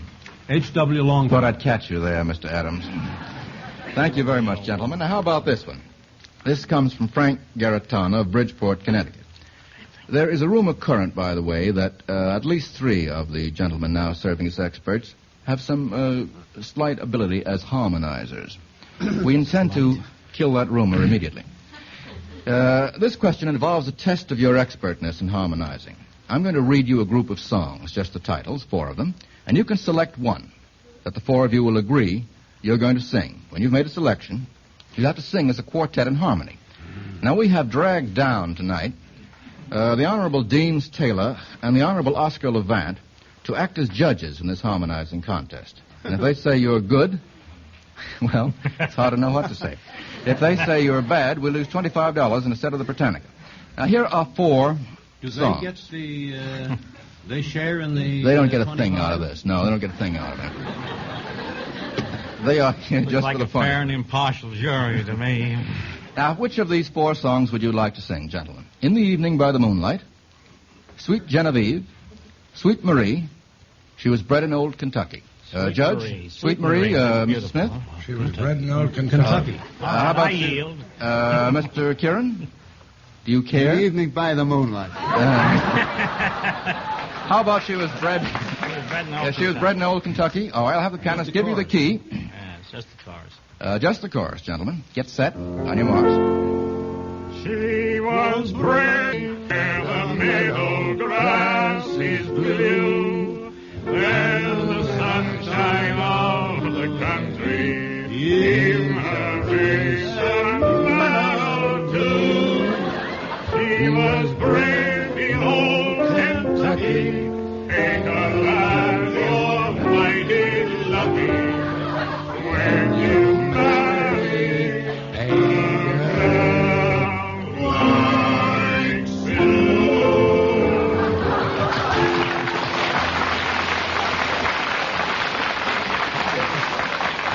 That was remarkable. You know, there's a parody on that. Don't sing it. She was bred in old Kentucky. She was pie in New Orleans. But in Boston, she was only pork and beans. Didn't expect to get the added grace notes, Mr. Smith. And now, Justice Levant and Justice Taylor, what is your opinion? Well, Yes or no? Don't shilly or well, shally. candidly, I think it stands alone. It has no base. Has no what? No bass. Oh, no, you didn't hear that? That No, was no Kieran. bass You just at all. didn't hear No, it, it was that's all first baritone and tenor. What's your opinion, Mr. Well, there was Levant? no predominance of boy soprano there either. I thought it was rather distinguished in the grand manner and in the pool room grand manner. Well, would you pass these gentlemen, Mr. Levant? It was long before our judgment. The audience passed, and so did we. Oh, it's up to you. How about it, Mr. Taylor? I stand alone against the audience. Well, I've got a division of opinion. The audience... critic. I'm not going to allow the audience to judge this. I have a no from Mr. Taylor and a yes from Mr. Levant. Is that Two right? yeses for me. There's a judge and a governor on the... In the event of a split jury, which is what we have, I think the only fair thing is to give the $25 and the Britannica to us. Mr. Frank Garitano, which I will now do. Thank you very much. I think this Taylor is a red. Personally, gentlemen, I don't think you're bad. So far, Lucky Strike has paid out, therefore, $50 and 2 sets of the Encyclopedia Britannica. And now Mr. Cross does a bit of supposing. Ladies and gentlemen, suppose you shopped for the tobacco that goes into your cigarettes. Well, at the auctions, you might find that the finer, lighter, naturally milder tobaccos, the kind you really enjoy, cost $5, $10, $15 more per 100 pounds. But if you really wanted a milder, better-tasting cigarette, you'd pay the price to get that finer tobacco. Now, that's just what the American Tobacco Company does. For example, last season at Kenbridge, Virginia, American paid 27% more per pound for the tobacco it bought for its cigarettes and other tobacco products. Yes, 27% above the average market price paid for all the various types and grades of tobacco sold there. And the best we bought will go to Lucky's. So it goes at market after market. We consistently pay the price to get the finer, milder tobaccos. Mr. Fatiman, have I demonstrated that Lucky's do a pretty good job of shopping for their smokers? Yes, Mr. Cross, and it took you exactly 60 seconds. And now, gentlemen, how about beginning, if you have recovered from your harmonizing, the second half of the program with a question from Michael Walsh of Hollis, Long Island. Mr. Walsh, appropriately enough, has worked out a question involving Irish names. Give 4 common expressions, gentlemen, that include an Irish name. For example, tell it to Sweeney would be one. Don't give me that back, please. Mr. Adams. Life of Riley. Life of Riley is a peach. Slide Judge Kelly Wallace. Slide. I beg pardon? Slide Kelly Slide. Slide Kelly Slide. That gives us 2 very good ones. How about Mr. Smith? Are you suffering from what might be called Mike fright, which gives us a third? I didn't get the question. 4 common expressions, not too common, that include an Irish name. How about it, Mr. Kieran? Well, you said we couldn't use the life of Sweeney, but they say run for Sweeney. That something runs for Sweeney. Okay. I'd rather have another one. Well, take it on to Bill Daly. Never heard of that. That's a racing. The Life of Riley. The Life of Riley. I think that was mentioned by Mr. Adams, Judge. Oh, pardon me. I thought you said The Life of Sweeney. Mr. Smith. Mr. Smith, did you have your hand up? Well, that's when I had mine. I see you all like that. I'm living the life of Riley. You certainly are popular. I guess I don't talk loud enough. Never know the old place. How about Mr. Adams? Potatoes O'Brien. Oh, very good. Very good. Potatoes O'Brien is a peach. Mr. Smith. Casey at the bat. Well, I wouldn't call it a... Yes, I suppose you could use it as an expression. Sure, that comes up all the time. That gives us 4. How about Murphy's for potatoes? Yeah, Murphy's for Or potatoes. Maggie Murphy's home. All right, Mr. Smith. How about standing pat? Okay, and I'll end on that. How about Pat Pending, the inventor? Oh, getting worse and worse. How about this one from Marie T. Slicer of Alexandria, Virginia? Get 2 out of 3. Come to your senses, Mr. Adams. Gentlemen, who signs the president's paycheck? The president of the United States. Who signs the president's paycheck? Mr. Smith? Controller. No, I think that would be wrong. Mr. Adams? The Treasurer of the United States. Who is that, Mr. Adams? I've no idea, but he signs Army checks, too. Yes, he does, but we have to... Oh, the difference to me. Mr. Kieran? Well, I don't know whether he still holds the job, but there's a man named Burke held it at one No, time. the present holder of the office of treasurer who signs the president's check is William A. Julian. Oh, By yes, the way, that's right.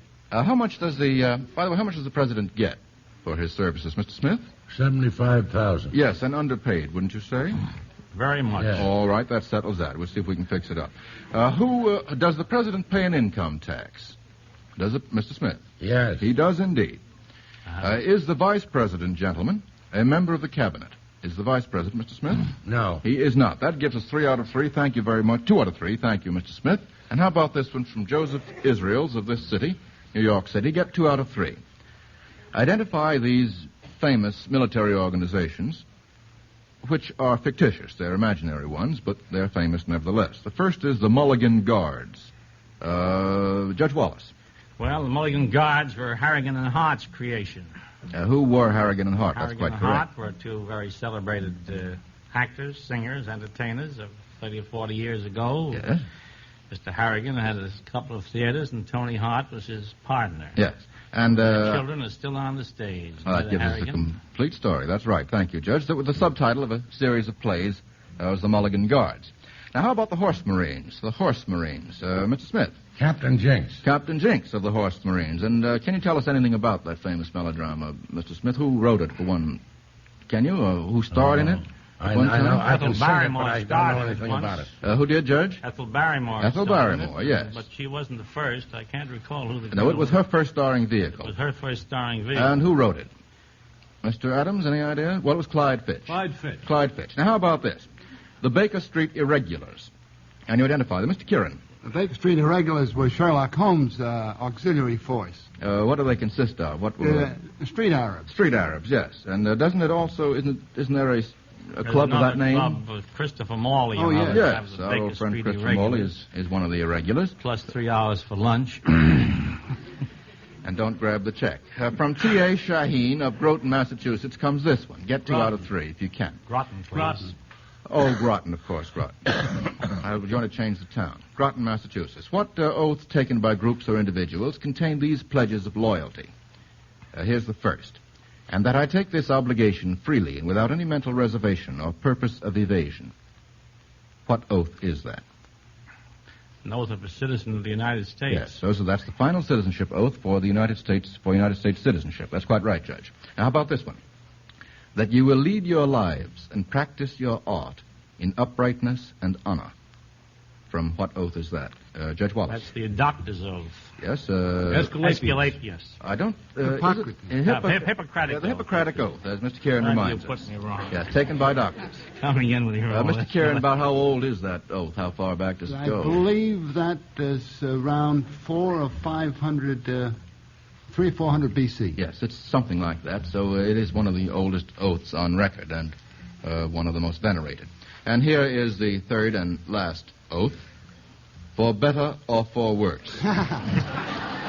Oh, we have any number of hands. I have 2 hands from the Honorable Alfred E. Smith. Mr. Smith. Marriage. Marriage oath, yes. I think that's wrong. I think it's for better, for worse. For better, comma, for worse? Yes. As I if don't you're think going there's to, an R in it. as if you're going to get both, whether you knew it or not. No, I think that's just the way it works. How about that, Governor? Is it for better or for worse? For better or for worse. I believe so, yes. For better or for worse, which gives In everything sickness in. or in health. Yes, that's right. Till death do us part. I That's quite right. do. going to be very hard to keep the judge down. I can see that. Do you want to sing, Judge? We have a song. Do you take this All woman right. for your lawful wife? If you want to sing, I have a question for you. This comes from M. Kurtz of New York City. Here we have... I'm going to give you a characteristic phrase from an old-time song. There are going to be 3 of them altogether. And you'll singing prove... this time. Oh, yes, plenty of it, so to speak. You'll prove that you recognize the song by singing part of the chorus. A few lines of it.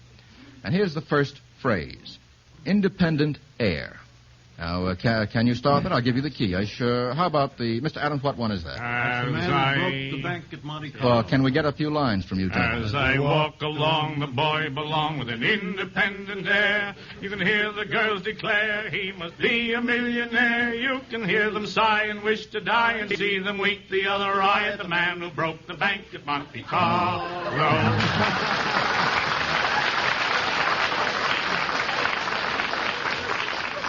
And one of the pleasantest things about that rendition is that on the last note I couldn't see the faces of either one of you. How about this one?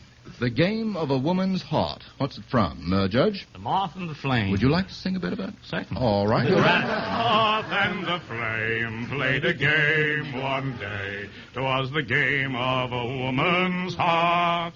But the moth, they say, was a maiden gay. The flame was a bad man's art. But the moth never knew, as so near she flew, that the flame was the light of shame. But she fluttered away just in time, so they say. Attaboy, Adams. That's the tale of the moth and the flame. Very good. Thank you, Judge. Thank you, Mr. Adams. Thank you, Mr. Smith. I think that's all we'll have time for on that particular one. That gives us 2 anyway. Now, how about this one? This comes from Harry Bastido of Freehold, New Jersey. Get 2 out of 3 if you can. If the president's calendar for a day, this is the president of the United States, if the president's calendar for a day included interviews about the following subjects, whom would he probably be consulting? Now, the first subject has to do with limiting the prices of commodities. With whom would he be speaking in that case? Question, Mr. Kieran? I'd say Mr. Henderson. Yes, Mr. Leon Henderson. What's his office, Mr. Kieran? He's a price fixer. Gee, how did you guess that? Do any of you know the exact office that Mr. Henderson holds, Mr. Smith? I can never remember all those initials. Price control. Office of Price something and Civilian Supply, I think, something like that. Now, how about this one? Preventing violation of the antitrust. Talking with someone about that. With whom would he be speaking? Mr. Smith? Attorney General. Solicitor General. Who would that be in this case? Biddle now, unless he's been promoted. Solicitor General would be whom? Francis Biddle is the Solicitor General. I guess that's right. I Jackson was, until he was appointed, unless he's been confirmed, the Attorney General. I thought it would be Mr. Thurman Arnold. What would you say, Mr. Well, Kieran? Thurman Arnold is the one who has been handling that part of the work. Thurman Arnold is one of the... One of the assistants? Assistants. Well, he might then consult either of those. Now, how about a discussion of the enforcement of the Draft Act? With whom would the President confer in that case? Discussion of the enforcement of the Draft Act. Well, Judge? You mean the head of the draft board? Well, who would that be? Dykstra? Who would that be? Who is in charge of the draft? Oh, it's a name that's been in all the papers lately. Hershey? Yes, Brigadier General Lewis Hershey. That gives us 3 out of 3. Not, however, a very difficult question, I think. Justin, what do you smoke? Well, the average person will answer with the name of a cigarette. But you know, that's not nearly enough for a complete answer.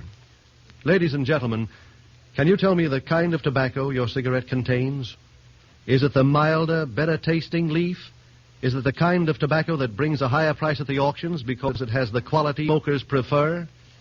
If you're a Lucky Strike smoker, you can answer yes to all these questions, for we bring you the actual reports from tobacco markets proving that the American Tobacco Company pays the price to get the finer, the lighter, the naturally milder leaf. For example, 22% more than the market average last season at Greensburg, Kentucky, 34% more at Asheville, North Carolina. So it goes at market after market. And the best we buy goes into Lucky's. Is it any wonder that with independent tobacco experts, With men who know tobacco best, it's Lucky's 2-to-1. Decide now to make that next package of cigarettes you buy Lucky Strike. Thank you, Mr. Cross. Now, Taylor, I mustn't forget them. Next week, Mr. Levant, Mr. Kieran, and Mr. Adams will be batting them out as usual. And our guest of the evening will be Alfred Hitchcock, the world-famous motion picture director who's directed such pictures as The 39 Steps, Rebecca, and The Lady Vanishers, and others. Remember, for every question we use, whether or not it's answered correctly, the sender gets the sum of $10. Now, if the question should happen to stump our experts, which does happen on occasion, you not only get $25 more, but in addition, the complete 24-volume set of the Encyclopedia Britannica. Remember to send your letters with questions and also the correct answers to information, please, 480 Lexington Avenue, New York City. And now, a parting message from Mr. L.A. Speed Riggs, famous tobacco auctioneer from Goldsboro, North Carolina. And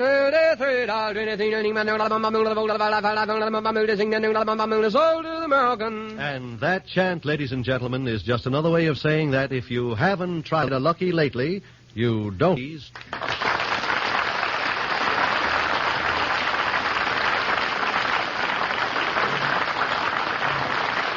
This is the National Broadcasting Company.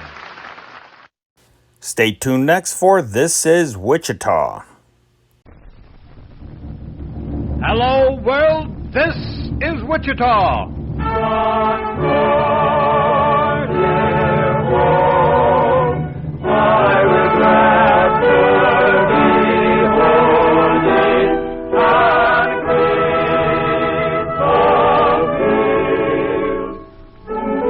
Wichita Eagle, the newspaper of the great Southwest since 1872, once again opens its rich storehouse of history to bring you another story of your city and mine. Come along with us to a little trip down memory lane. We invite you to listen to This is Wichita.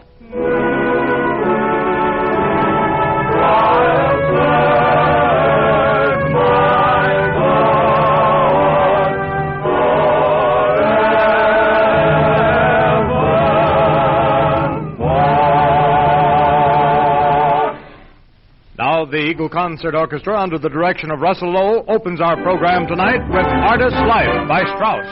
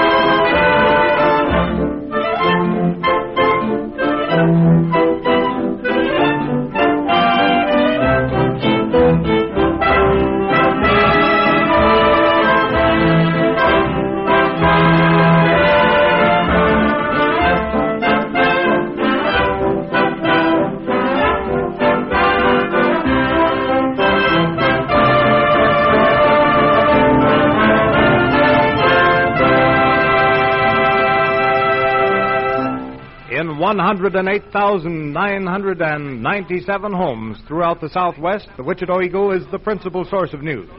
The entire family, young and old, looks for the Eagle. News, features, serials, many pages of gaily colored comics, all contribute to the pleasure and education of these Eagle subscribers. During the weekdays, from Monday to Saturday, the Eagle brings you both a morning and evening paper, thus covering every phase of the 24 hours of world events. The news that occurs in the evening comes to you the first thing in the morning. The news of the day comes to you in the early evening. And this service costs you only 20 cents per week. And remember this, the Morning Eagle is the only newspaper published in Wichita that can give you the latest possible stock reports and sports news at the earliest possible time.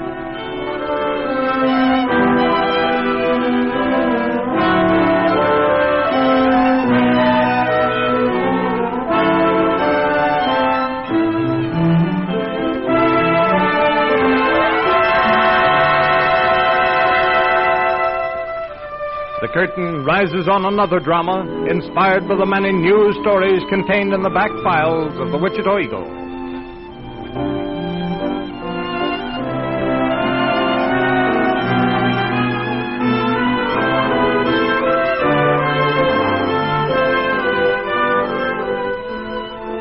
The Eagle has fought many battles and sounded many campaign cries for civic improvement. In the early days of this city's birth, the Eagle sang a siren song to the great railroads of the East. Come to Wichita, lay track to Wichita. Railroads, highways, airports, manufacturing, parks, and public institutions. If they were good for Wichita, the Eagle was for them. And back of them was all the power of the press. That is why tonight we're happy to present the dramatic story of Wichita Hospital and what it has meant to this city.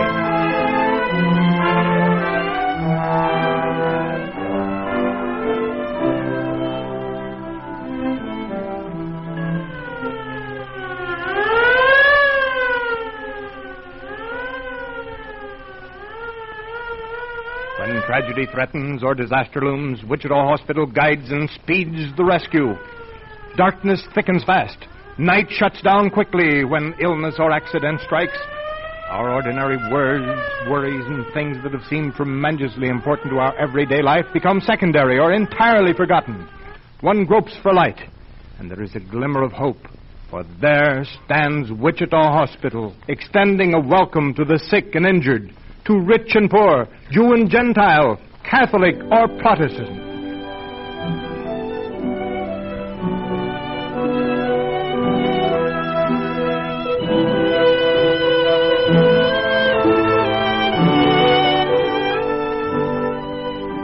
Now let's go back to the summer of 1879. Although railroads are already running into the city of Wichita, there are many settlers moving slowly across the prairies in canvas-covered wagons, following the uncertain trails to homesteads in the west. The trail is long and dusty and beset with hardship every mile. But at the end of the trail, there's land. Land to call our own. Rich soil to yield its golden harvest. So let the trail be long and dusty. Let the sun blaze, the rain fall, and the wind blow. These pioneers will push on with a song in their heart. Oh, the sun so hot I froze to death. Susanna, don't you cry. Get up there, kid. Get up. Get up there. Oh, Susanna, oh, don't you cry for me. Oh, to me, true love for the sea. Oh, Betsy. Oh, okay. Oh, boy. Oh, whoa, whoa. There. Oh, Nancy. Nancy. Wake up. Wake up, dearest. Nancy. What? Oh, Jed. Are we there yet? No, not quite. Near as I can figure out, we got quite a spell to go before we hit Wichita. Oh, did you sleep much? Oh, a little, I guess. Oh, Nancy. Don't look so worried, Jed. I'll be all right. Oh, this is all wrong, Nancy. Jolting around in this wagon day after day, just creeping along. But we're getting there, Jed. We're getting closer all the time. That's the important thing. But you should have a nice bed. You should be resting and not... Oh, Nancy, we shouldn't have left St. Louis until after the baby came. Oh, no, we couldn't stay there. You had nothing. We'd never have had anything there. This is our chance to have our own land, our own home. But we're going into a country full of strangers, and we haven't got anything. Not much money and not much. We've got a lot of ambition, a lot of hope, and that's what counts. We'll make it, Jed. We'll make it. Nancy, what is it? Jed. Yes? Do you suppose if you drove real hard, you could make it to town? Nancy, you... Could you, Jed? Don't mind me. Make the horses go fast, Jed. Yes, I will. I'll get you there.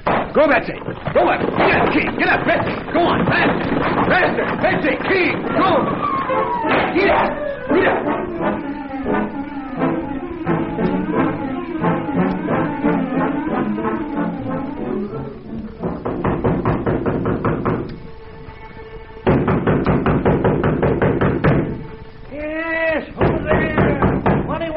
Open the door, please. Let me talk to you. I need help. Open the door, please. Just a minute. Let me put some clothes. Oh, hurry, please. Open the door. Hurry. Hurry up, please. What is this? What is all this? Who are you? What do you want? Waking people up in the middle of the night like this, huh? My wife, she's out there in that wagon. She's going to have a baby. She's going to... What? Well, I can't help you. No, there's a doctor about a mile further. But could I borrow a fast horse from you? Mine are all played out. I'm sorry. Could I? I haven't got one. I haven't got a horse. Plague take it. Drive over to Mrs. Steele. Who? Mrs. Steele. Steele. She's always taking in strangers and helping. Okay. She'll know what to do. Yeah. Now, you just keep on that road. This road go here? to the first house. That one. Yes, right over that first road.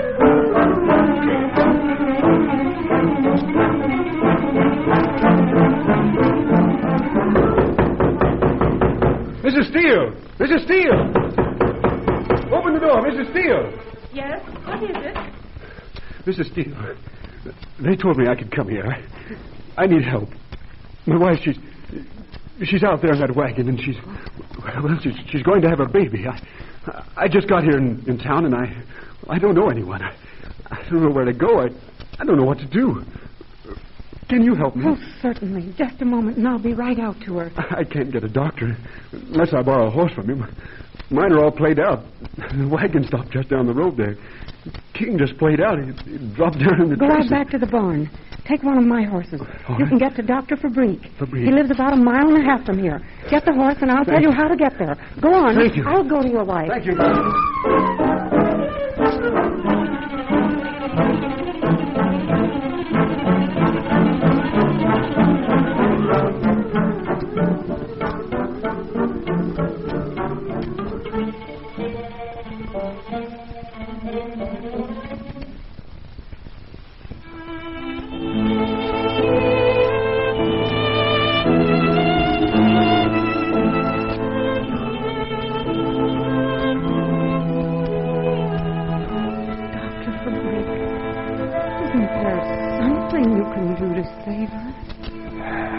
I'm sorry, Mrs. Steele.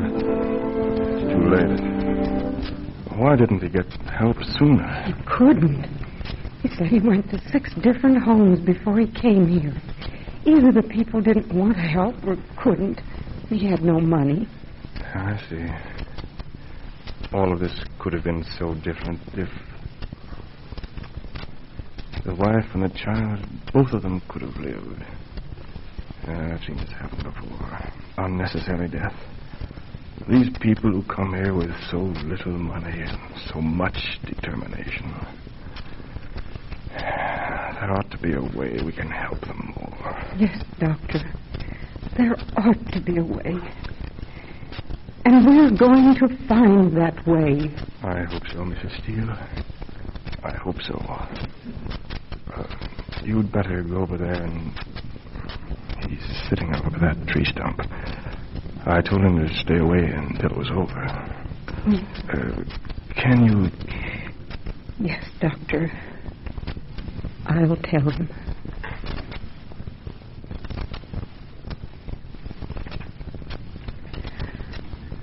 Young man, I don't know your name. It's Jed. What about my wife? Is she... Can't I see her now? Couldn't she be taken inside? It's chilly out here, and yes, I don't want her to... I'm sorry, but we didn't dare move her from the wagon. But now she's all... What's the doctor doing? What's he going away for? Why, You mean it's over? He's all through? Now can I see her? She's all right? Is it all over now? Stay here for just a moment. But my wife, I want to see... What is it? What is it? What are you trying to tell me?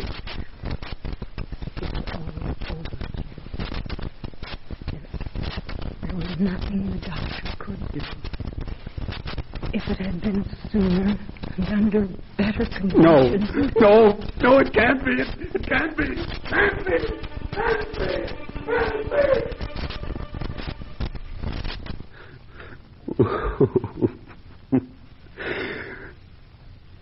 She was so sure everything would be all right. She wasn't scared a minute. She just knew everything would be all right. If there'd been a place for her in that first home we stopped at, if I'd had a lot of money, if there'd just been some way to get help sooner. She knew how to fight. She knew how to smile at pain and suffering. We knew we didn't have anything when we got married. But she said we could whip the world together. We could beat poverty and hard luck. Then we could. But we couldn't beat this. We just didn't have a chance.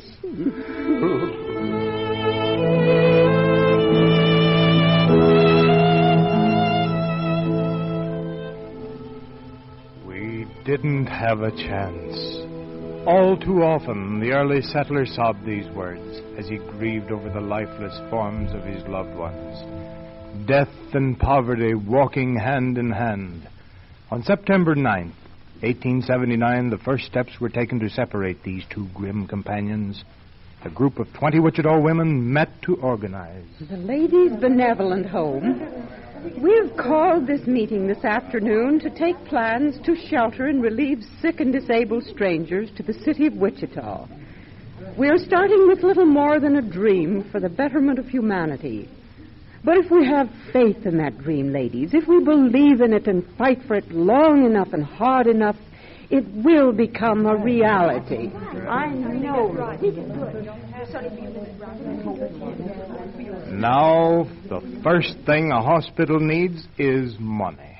And many generous Wichitans contributed, but a few said... Money for a benevolent home, I should say not. But Wichita needs a place to care for the poor who are ill and needs medical attention and nursing. Wichita doesn't need to encourage any more broken-down settlers to land here. Sure, establish some place so they can get all the attention they want free for nothing, then mark my words, you'll have the town filled with more shiftless, no good. Mr. Baser. Huh? If you were poor and homeless and had to stand by and see someone you loved die before your very eyes just because you didn't have any money, how would you feel? Now, Mrs. Brown, I'm a hard-working man. I take care of my family. I tend to my business. You're I pay my very bills. fortunate. Well, there are so many who aren't. Now, it's their own fault. If any of my family got sick, I'd take care of them. Yes, if you could. But if you had no money, no place to go... Oh, Mr. Baser, I've seen so many suffer. So many die. Or have to go through life only half alive just because a little attention, a little medical care was denied them. I've seen hungry little children. I've seen young mothers die in childbirth. Now, stop it. Confound it. I'll give you some money just to keep you from breaking my heart. Oh, thank you, Mr. Baser. I knew you had a heart.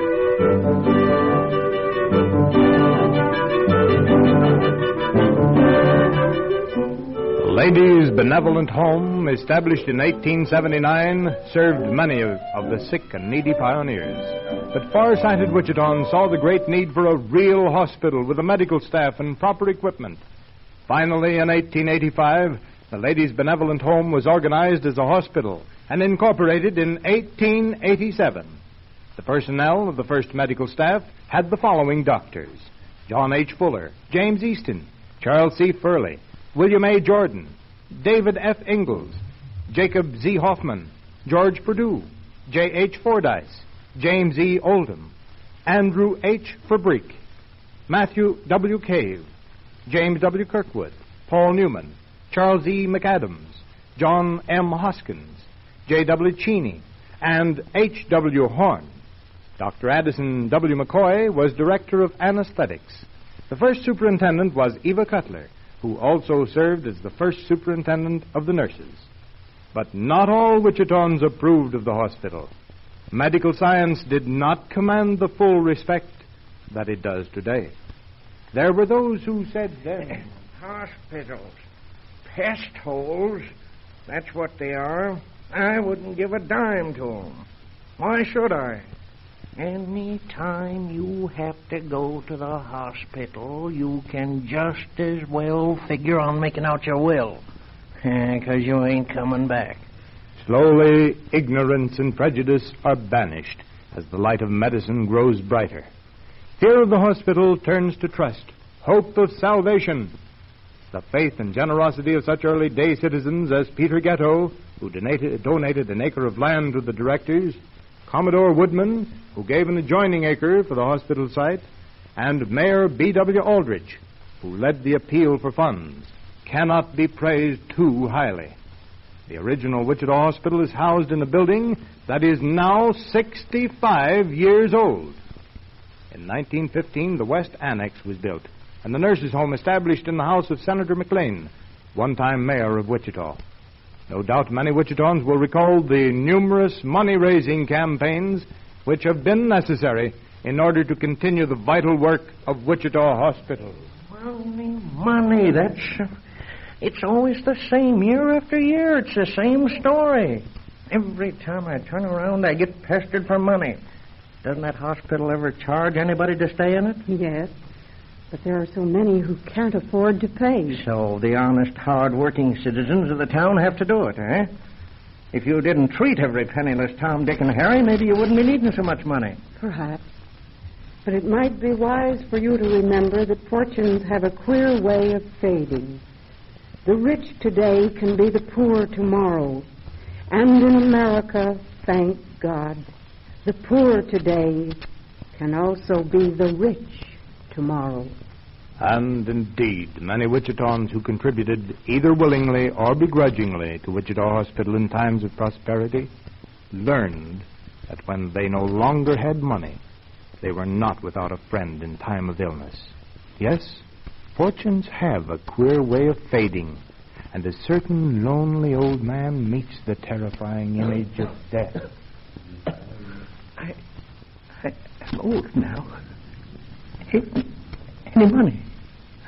I used to give money to help this hospital. Of course, I didn't always give so willingly, but not always so much. Well, that's quite all right, sir. If you have no money, it will make no difference to us. You'll receive the best care possible. I used to have money. Used to be pretty smug about being able to take care of myself, my family. Things kind of went all wrong. Seems like I kind of Please don't worry. Somewhere. You're welcome here, and we'll do our best to nurse you back to health.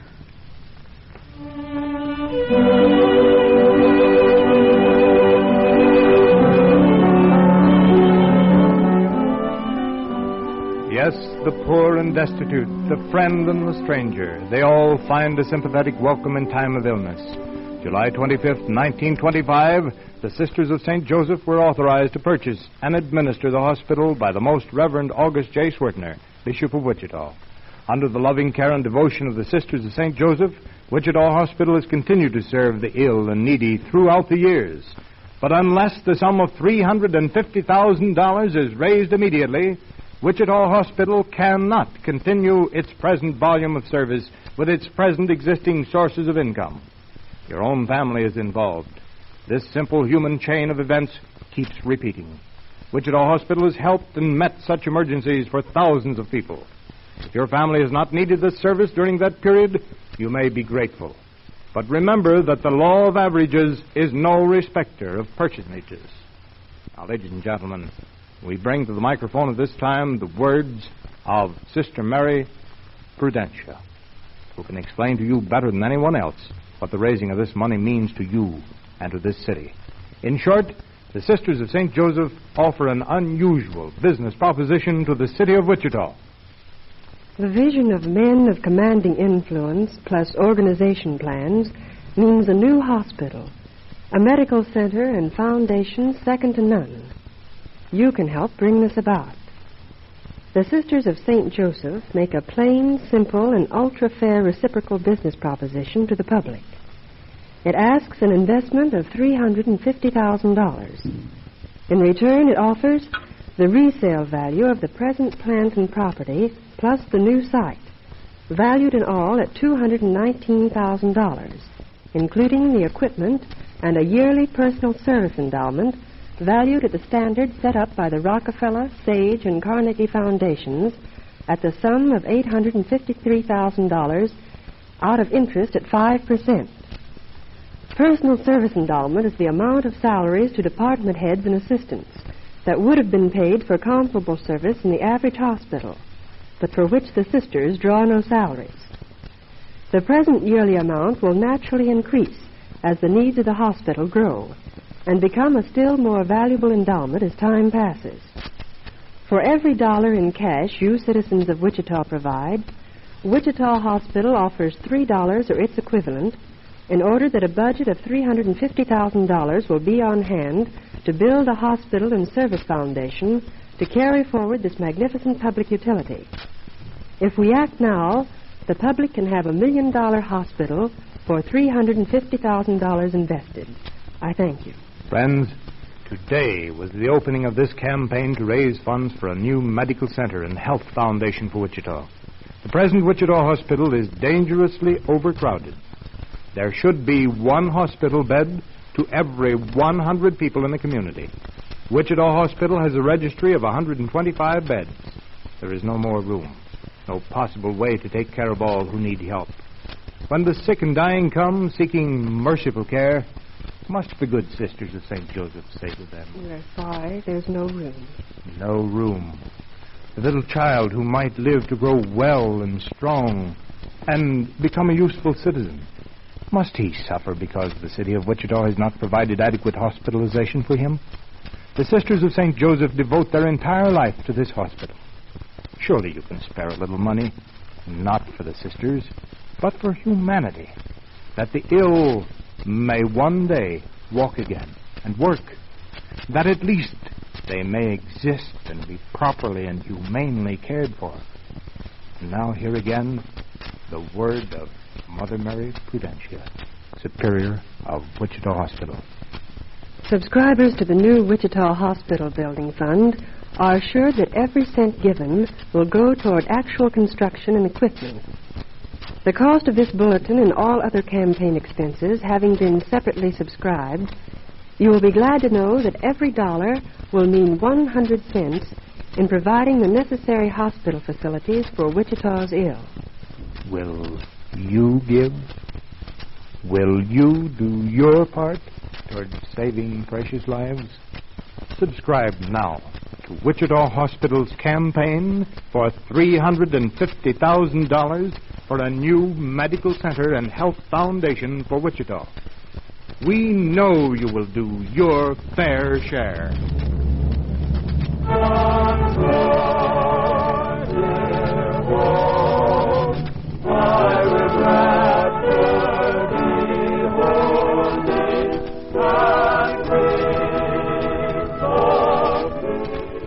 This program was produced in the KFH studios in the York Wright Building in Wichita and was brought to you by the Wichita Eagle, the newspaper for every member of the family.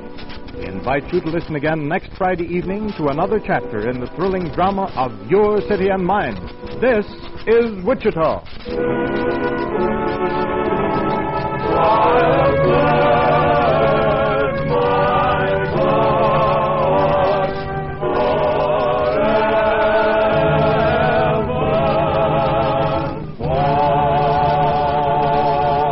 That's the way it was on June 20th, 1941. My name is Henry Chop, your host, and in a moment I will tell you what we are going to listen to tomorrow night, representing both June 21st and June 22nd, 1941, and we have a movie double feature too. I'll tell you about that as well. If you enjoy the content of this channel, not only subscribe, but please donate to its upkeep. Because of the vintage radio, music, and films that we share, this channel does not qualify for YouTube monetization. Help motivate us to consistently post this wonderful content. We like to think that this channel is more interesting and entertaining than any other World War II channel on YouTube. Help us keep going by donating. In the expanded description section to this video, you will find two links for which to donate. One is for PayPal and the other is for a GoFundMe. If the GoFundMe link is outdated on this video, go to this channel's description or our latest video where you will find an updated link. Any little bit helps. If you love old-time radio, film, and music, don't forget to subscribe to this channel and click on the bell icon to get notifications as to when a new upload will premiere. If you are interested in World War II as much as I am, check out our other channel, the World War II newspaper channel. Expand the description section to this video and you will see a link that will take you there. Now I'd suggest listening to the latest upload to decide if it's your thing. Over there you will hear the Chicago Tribune read to you for between 90 minutes to 2 hours. You will get a much more detailed look about what it was like to actually live through World War II than I can give you just by sharing radio broadcasts. You will not only hear detailed news of the big battles and historical events, you will hear trivial facts about the war. You will hear news from the United States home front from the early stages of U.S. mobilization and war protests to Pearl Harbor and the ramping up of the war machine to the final victories and reconversion. You will hear every facet of American life change forever. We are going to have a huge night of entertainment tomorrow night. We are going to start things off spotlighting 2 days on the radio, and it's going to be a longer upload than our usual Saturday night, but it is some great stuff and some historic stuff. You're going to enjoy that. We're going to start out at June 21st, 1941 with Jungle Jim front page drama, Edgar A. Guest, The Green Hornet, and the Your Hit Parade Jukebox. No big surprises there. But then news bulletins start coming in late at night in the United States, and we're going to have a bunch of those overnight news bulletins. We are going to have an address by Winston Churchill on the 22nd, which would be Sunday, and the Columbia Workshop. So a lot of stuff going on. Plus, we're going to have two movies. We are going to have, let's see, what were they again? We're going to have Power Dive, which was a movie about aviation, another film about aviation, which is kind of fitting where the United States state of mind was. They were trying to get aviation cadets and all these defense measures and everything set up. So Power Dive is kind of a fitting movie towards that.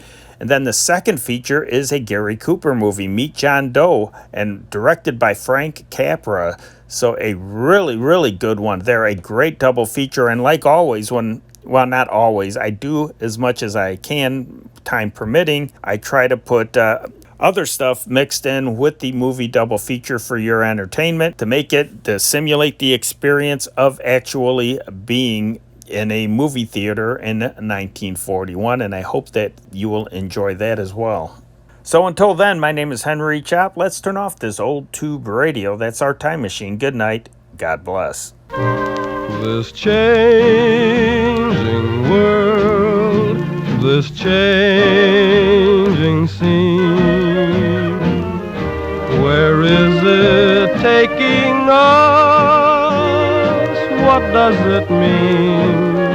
as long as we're certain of each other. We know we don't have to be afraid.